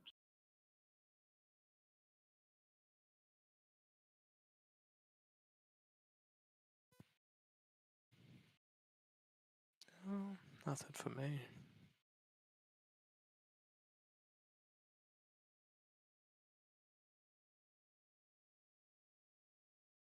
Got nothing. All right. Yeah, Nicola. Nothing.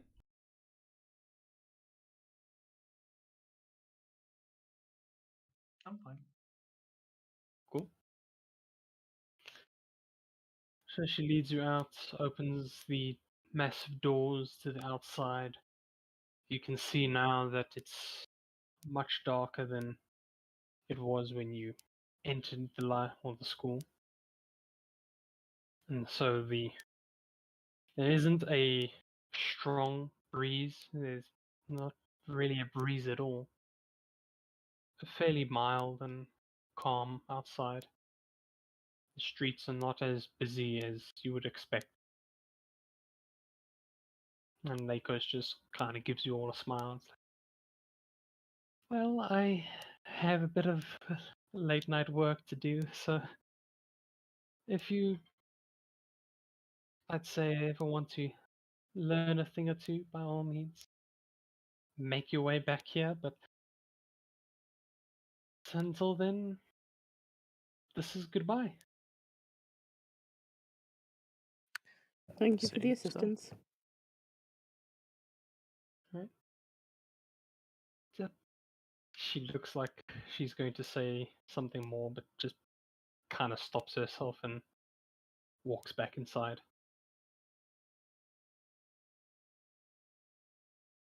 You are all now outside the school, or magical school of the Northern Ice Mages in the city of Nelorus. What would you like to do?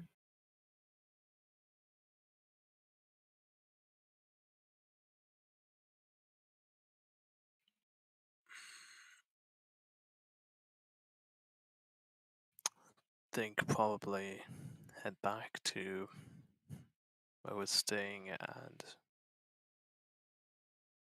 take the rest of the night off, I guess. Rest of Done you enough. agree? Seems I like a think we've good done enough plan. work today. Yeah. Cool. You all make your way into the Skilled Ice Tavern. Once inside, it's pretty busy, bustling all over bustling with energy and music. The tavern owner gives you all a warm smile. She offers you guys seats. Alright, can I get you anything to eat or drink, or are you just going to sleep the night off?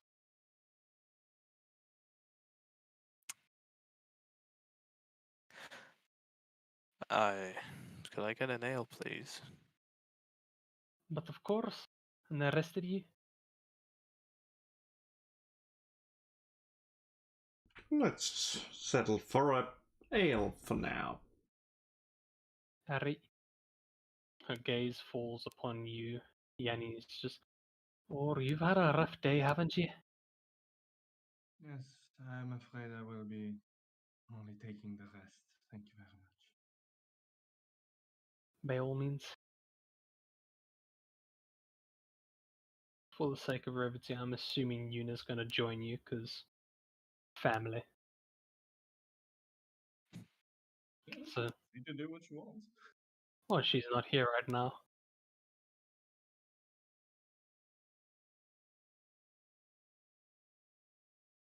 So, having keep leaves, comes back a moment later with cola and Tyrant's ale. The rest of the party heads up to go sleep.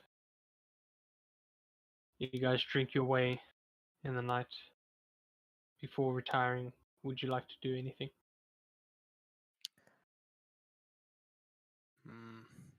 Nope. Just going to bed. Cool. You'll get a nice good night's rest if you are sleeping. It's warm inside, so the cold breeze doesn't affect you at all. And by morning, you feel refreshed and energized as you had a long rest. Down below, you can smell this sweet scent of salted pork porridge and a little bit of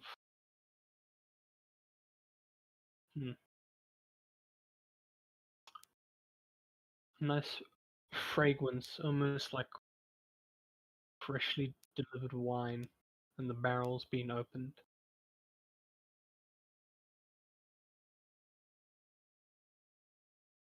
I'm assuming you're just going to make your way downstairs. Yep. You make your way down. Tavern Keep automatically puts a few plates of food in front of you, knowing that some of you, well, majority of you, must be hungry, seeing how you didn't really eat when you came back. So while you're eating, Tyron is going. No, Lambus is going to speak up. So, what's the plan now? Copy whatever we need to, and I suppose try and either hunt down the Kitsune or find out the advanced wizard. Whatever she said.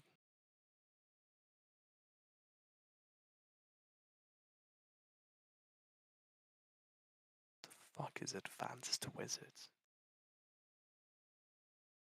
I would assume them to be wizards who know a higher caliber of spells.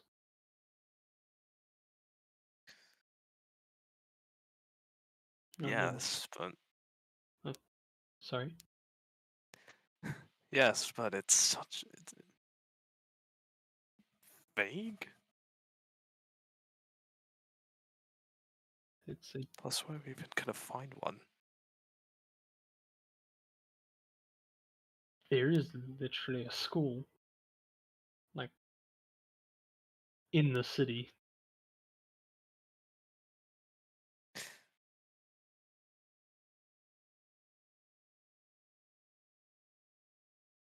You know,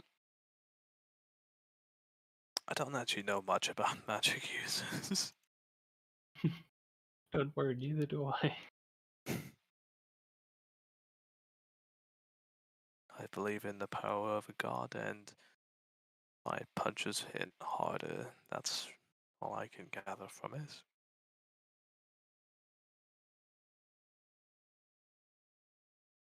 But, Seems we can go job hunting, but can't help but worry if they're not going to take too kindly to us being there.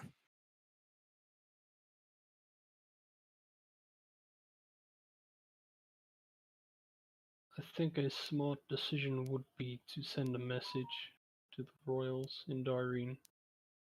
Let them know that they can cure themselves without needing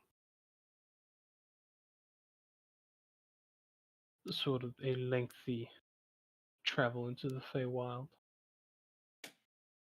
Yep. Also, just so we don't have to bear the cost, and I'm sure they'll be more than happy to pay, can ask them to offer up, what, thousands of gold coins to save them?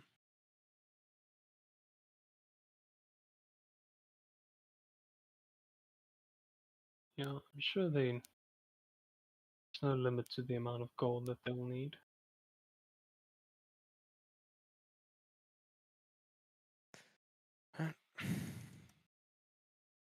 That's the plan.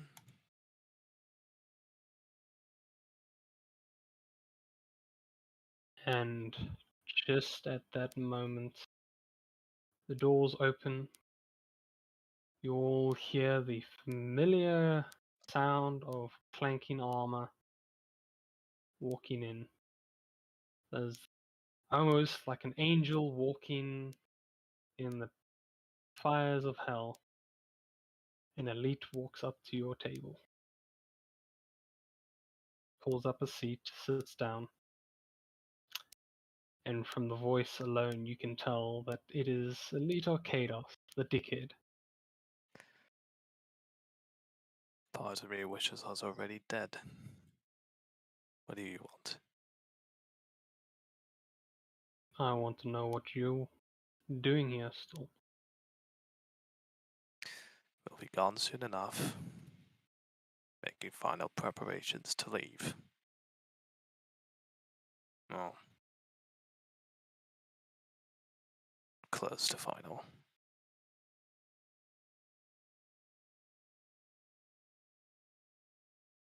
Okay, so what? You found out something and now you just need to pack some shit and leave?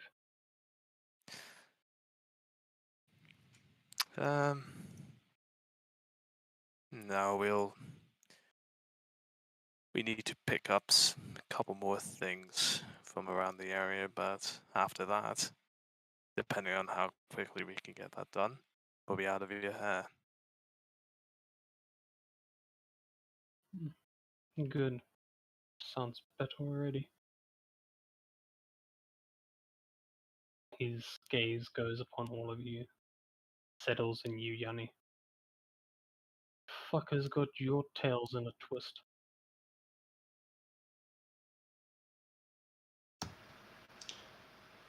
A great many dealer things, my dear Elite. I highly doubt that even you, with your capabilities, could fathom the mental exercises in order to understand half of it. Try me. Have you spoken with a god before? One like a deity.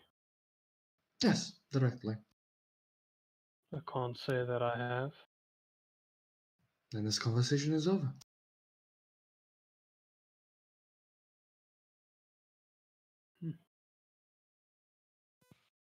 Stares at you for a little bit.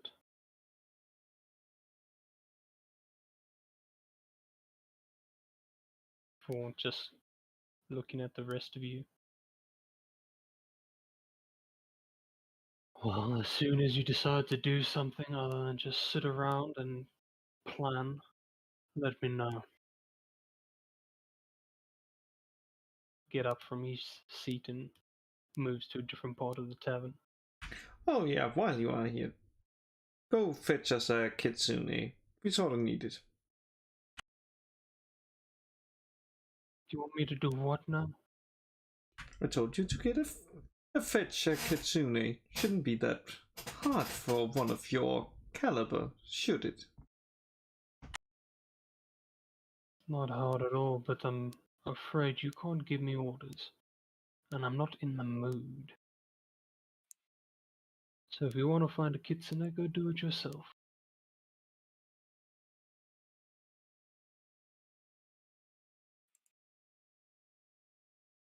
Then be gone. With that, he just goes to the other side of the tavern.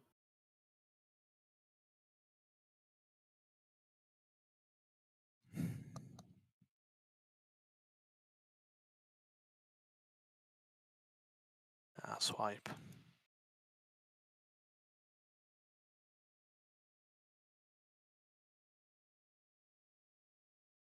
Worry not, no matter how brilliant the orchard, some apples will be rotten. Still, let's try to finish our business as soon as possible. Sounds good.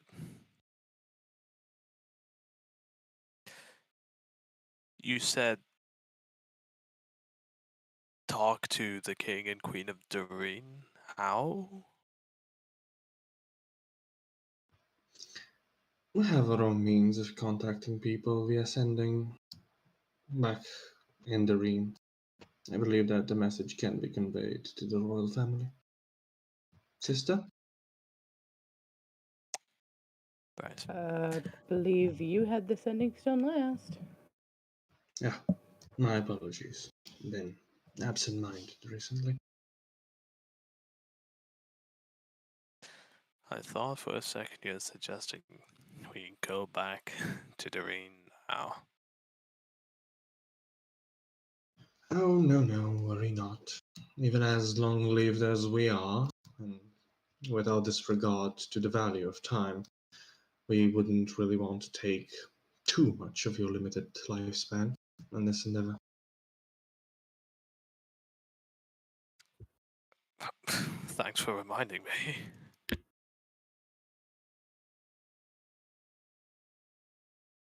Now, excuse me until I will write up a sending message.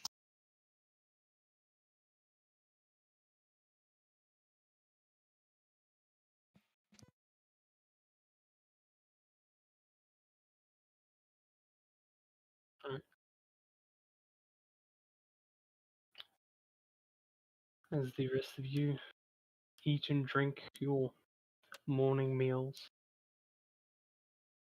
Yanni prepares a message of sorts to send to our favorite kind of leader, Roku. Was it Roki? Been a while. I Roki. think it was Rookie. Rookie. Yeah. Roki.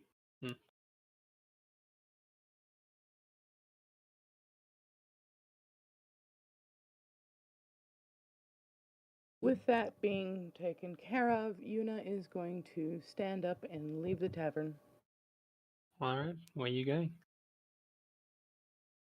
She is off to look for a place where she can purchase some more arrows. Alright. Yep. You're able to ask around. A few people aren't really sure where you would find a place like that. Eventually, you come across a pair of hunters making their way towards the city gates. You stop them, they tell you they are very familiar with a place as they give you a few directions. You follow them for a bit and you come across a building known as the Feathers Flight. Inside, you can see a single elderly orcish man busy plucking feathers off a fairly large bird and just putting them in a pile. Around the shop, you can see all sorts of different arrows, each with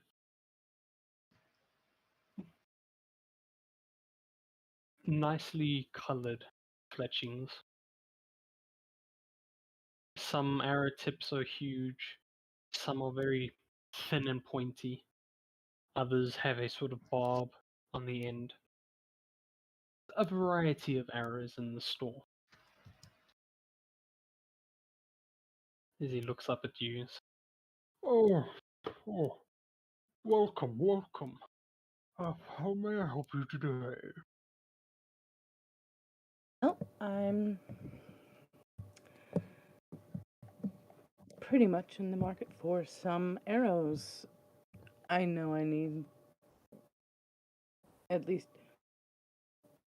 one bunch of your regular run-of-the-mill arrows, but I see you've got a varied selection here. Do you mind telling me a little more about these and what they do? Of course, of course. He gets a walking cane and just uses it to help himself up and makes his way towards the arrows on selection. Now, in all fairness, each arrow goes with its own type of bow, you see, as they're all designed for specific prey type. These ones, pulls out the ones with the very fat arrowhead. These are more for bringing down your prey, sort of knocking them off their feet. When it comes to piercing damage, I wouldn't recommend them, but they're good for stopping a charging it. Kind of shakingly goes for the next one with a barb. This is your typical hunting arrows. They're nice. They stay in the animal, able to tire it out and give it a little bit more pain. It's humane, of course, but it depends on your aim. And then Velocity pulls out the next one. These I like to call needles. They're very great at penetrating even the thickest of armor. But they are weak in some cases. And then, of course, I have the regular type of arrows. Well, for sure, I'm definitely going to want some regular arrows for my short bow. How much is that going to cost me Uh, for the basics? One batch, you said. Yes. Let's make it 2, just in case. I don't know what I'm going to end up getting myself into. He slowly but surely hobbles his way with his walking cane towards the back of the counter, getting handfuls of arrows and counting them one by one, pretty much shaking the entire time. It's amazing he can put these things together, and by the end he counts 40 arrows. That will be 2 gold pieces in total.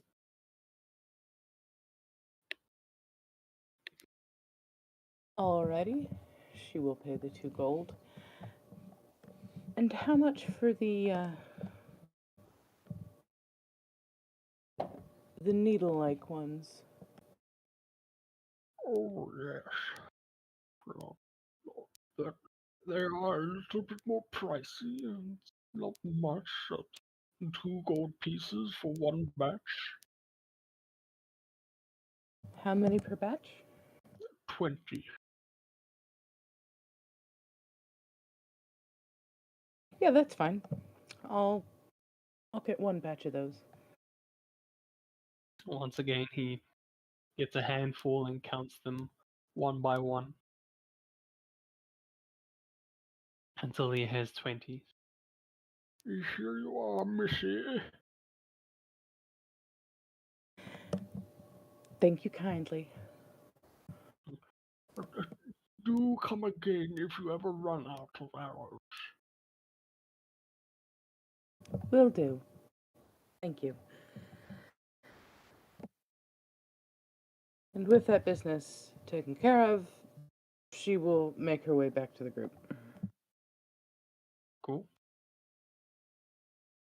Alrighty, let's see. Nalora's library imparted limited knowledge. We could proceed. Or we could cure a skilled wizard here. Or cast the alternative is searching for the Kitsune guide to the welfare. Alright. You send your message through the stone and you wait for a response. 5 minutes, 10 minutes, 20. You wait a full hour and still not have heard anything. Long before this time, Yuna has made her way back. And she sees all of you still waiting.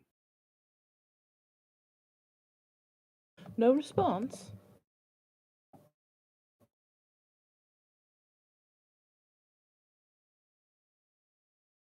Sadly not. Unusual. If it was the twins, it would be quite quick. But Roki, What do you think could maybe be the cause? either Roki just wants to make Yanni sweat for a little while, because that would totally make sense, or she's having trouble passing that message on to the royals. It took us quite a bit of work just to meet the royals in the first place. Or that thing we saw before you joined us. There's something in the ocean headed straight for Dareen. Wonder if that finally reached its destination.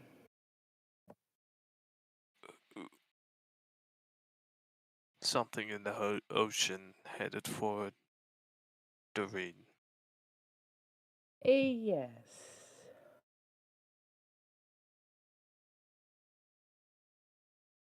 Potentially my brother and I's fault in one way or another. Right.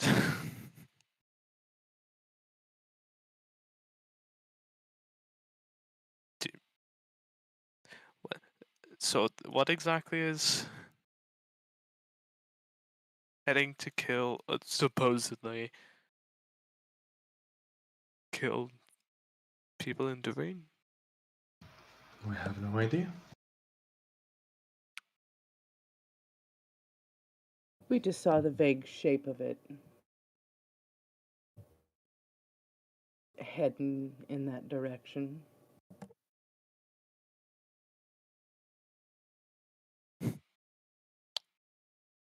Guess there's other to do but hope.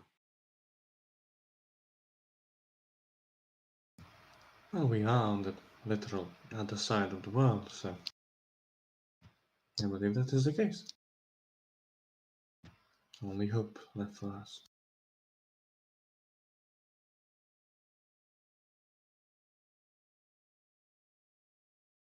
Then in the meantime, should we pop off to the library? Preoccupy yourselves however you see fit. I will remain here and work on Victoria a little bit. Right.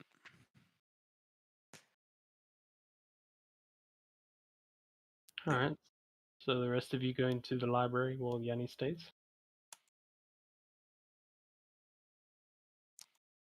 To the Yuna's library. staying behind too. Sorry, Yuna? Yuna's gonna stay behind too. Have fun with the books, boys. The two meatheads of the party. Good luck.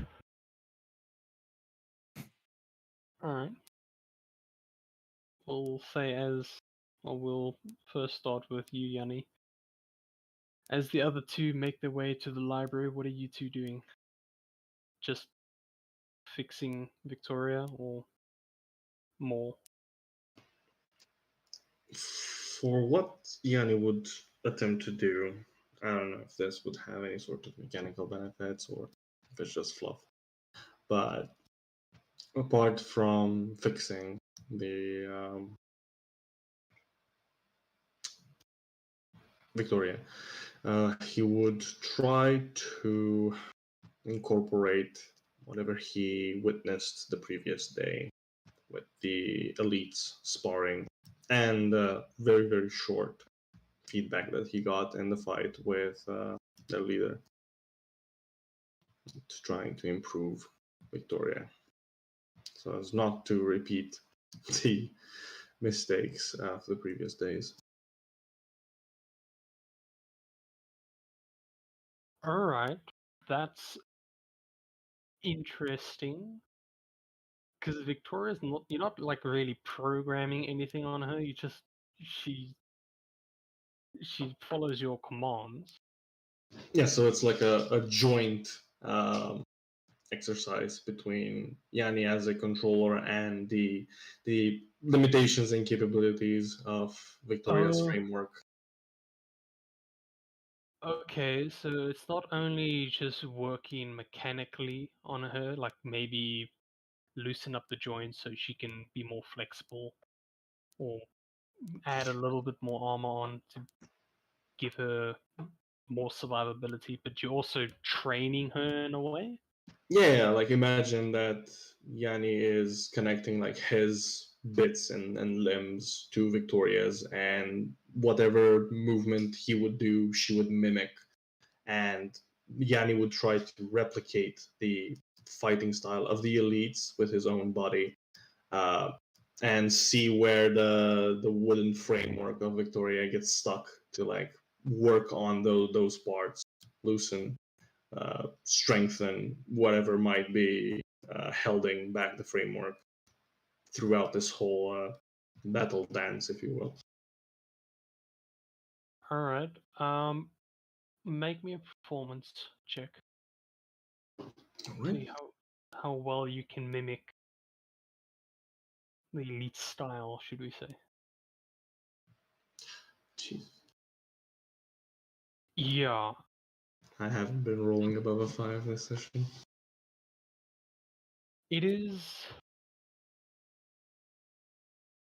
very difficult for you, not only because of the sheer difficulty of the elite style, but also if you, should I say, your joints aren't as well oiled as you would like them to be. So it is a little difficult for you to get it down exactly, but you're able to get a slowed version of it. And you can see in some parts where Victoria's design kind of hinders her, maybe a shoulder plate kind of getting in the way, preventing her arm from lifting up too high, or even sort of the side of the hips, a wooden piece that is getting stuck as she rotates. So you are able to find one or two things that you could improve. Yeah, this is not a one and done type of deal. It would be a slow process. So this time away to like train and then chip away at Victoria's body and design would be like just initiated with this. And you're just watching this go down. Yeah, she's just silently watching, All right. wondering what's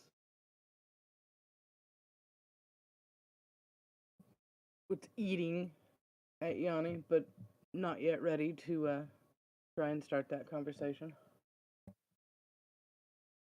All right. Just give me a moment, real quick.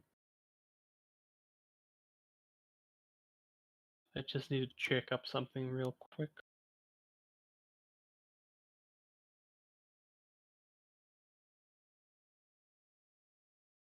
All right. Well, as you are watching, with your passive perception, you do catch a glimpse of the elites still in the tavern, also watching this go down, and in kind of waving his hand and doing a sort of a spell of some kind before just stopping his movement and continuing to watch. Other than that, you don't notice anything else.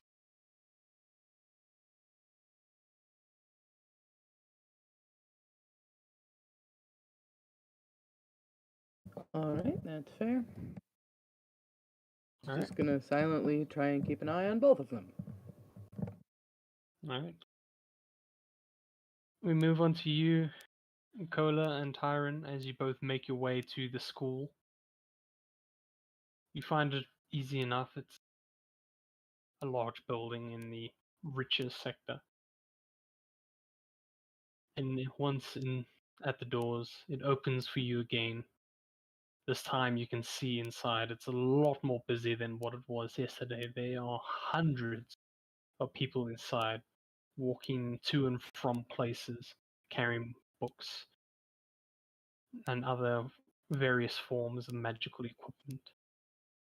You look around and find it hard to recognize anyone from what you saw or for who you met yesterday. And what do you two do?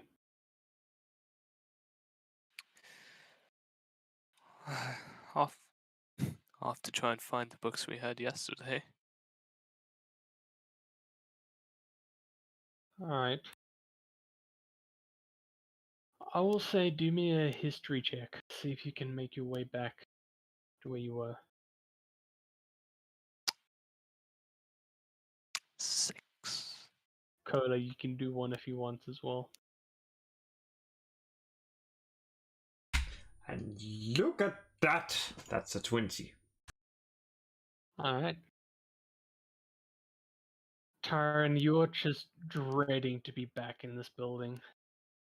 And even more so now that it's crowded as hell. You don't even know where to begin to backtrack your steps. But Kola, it's trivial for a being of your caliber. And you easily make your way towards the Feywild section as well as the curses, if you're going back to those as well. Oh, curses. I'll read up on those. It's good. And you find the sections, you find the books. You guys, I'm assuming, gonna try and copy them down. Yep. Do you have any paper and ink?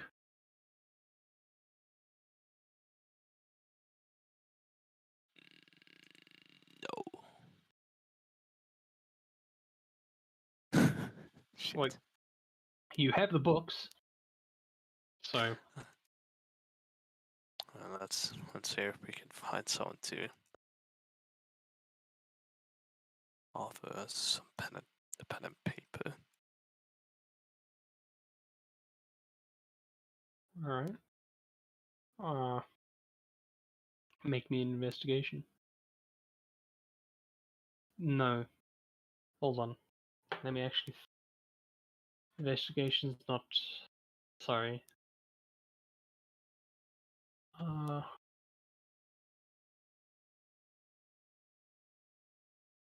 There's a lot of people going by, so I'll say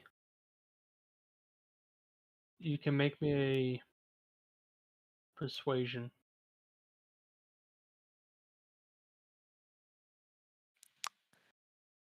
$14. Alright. The first few people that walk by, you ask if you could borrow a pen and paper.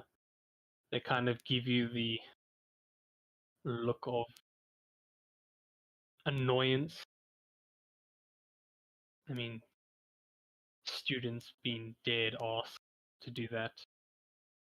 They just leave without saying a word and don't hand you anything. But eventually, one student you stop and ask does give you a few empty pages as well as a pen or a quill with ink. As they give you a smile and say that you could keep it, that they have spares. Thank you kindly. No problem. They make their way outwards. You're just going to spend your time copying the book. Yeah, try to condense it, but I think most of it is gonna have to be copied down anyway.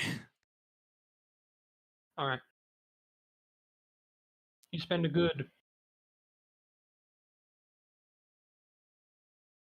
40 to 50 minutes. No, a little bit longer. Let's say an hour and a half.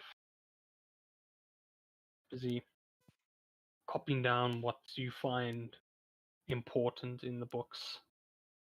More relevant information. And once you believe you had everything, you put the books back. Still seeing students go to and from places. What would you like to do now?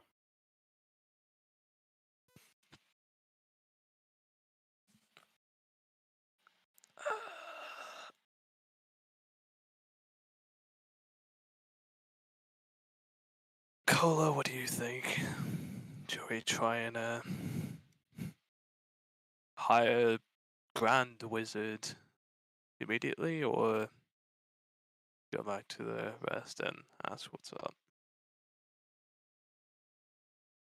Let's go back to the rest, as finding a Grand Wizard could be difficult, or at least one that is grand in the eyes of Cola.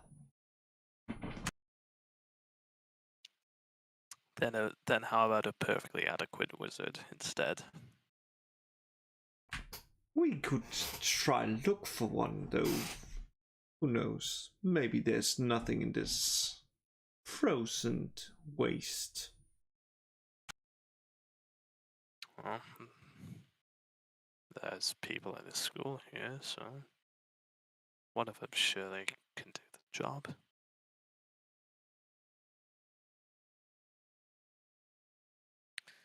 Whether we convince them or not, I think will come down to how much money the royals are going to offer, which I don't think we can make that call.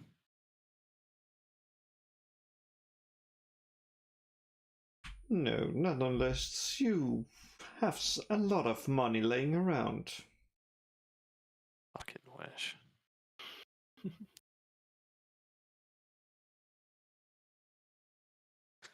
Right. Back to the rest then. Alright. You two make your way back to the tavern and you see the sight of Yanni trying to train Victoria, as well as the elite keenly watching.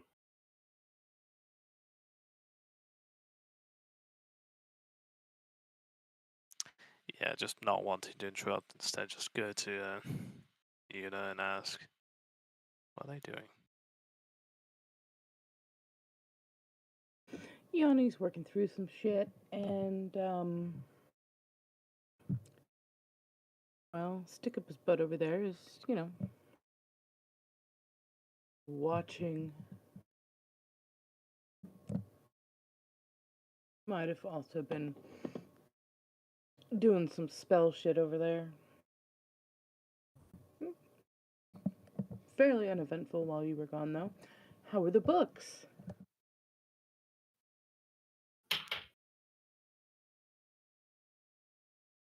Interesting. Seemed that well, seems Tyrone may have a future after all.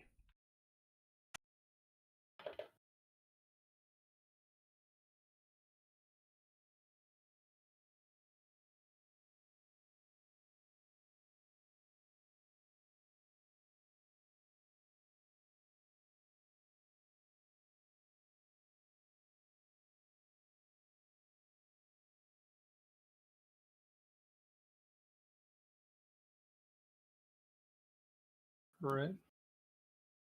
Seems we still haven't gotten a response to our message, so that's concerning, but nothing we can do about it at the moment. Other than try to send another message tomorrow.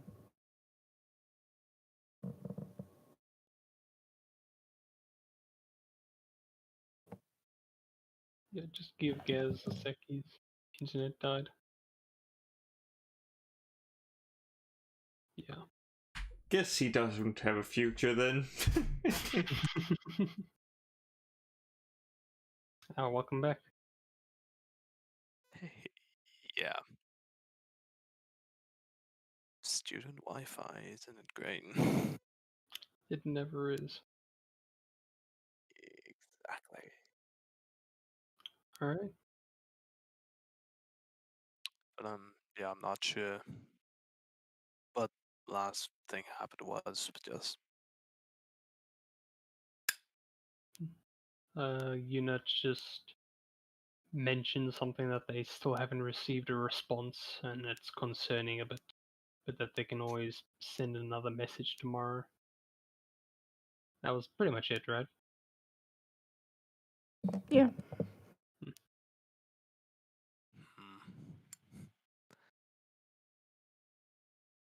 well, shit.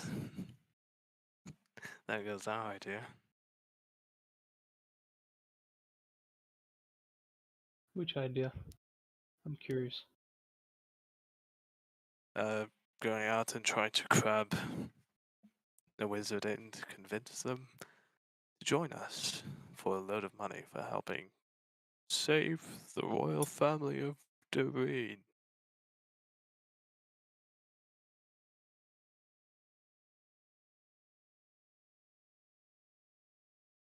But if we're getting no communication, that's that's not going well.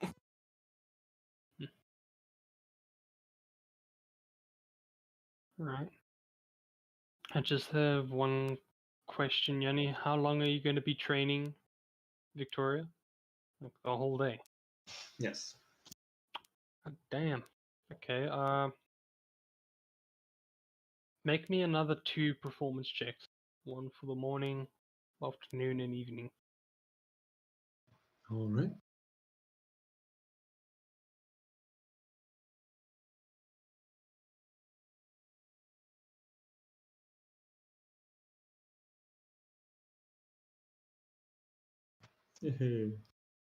All right.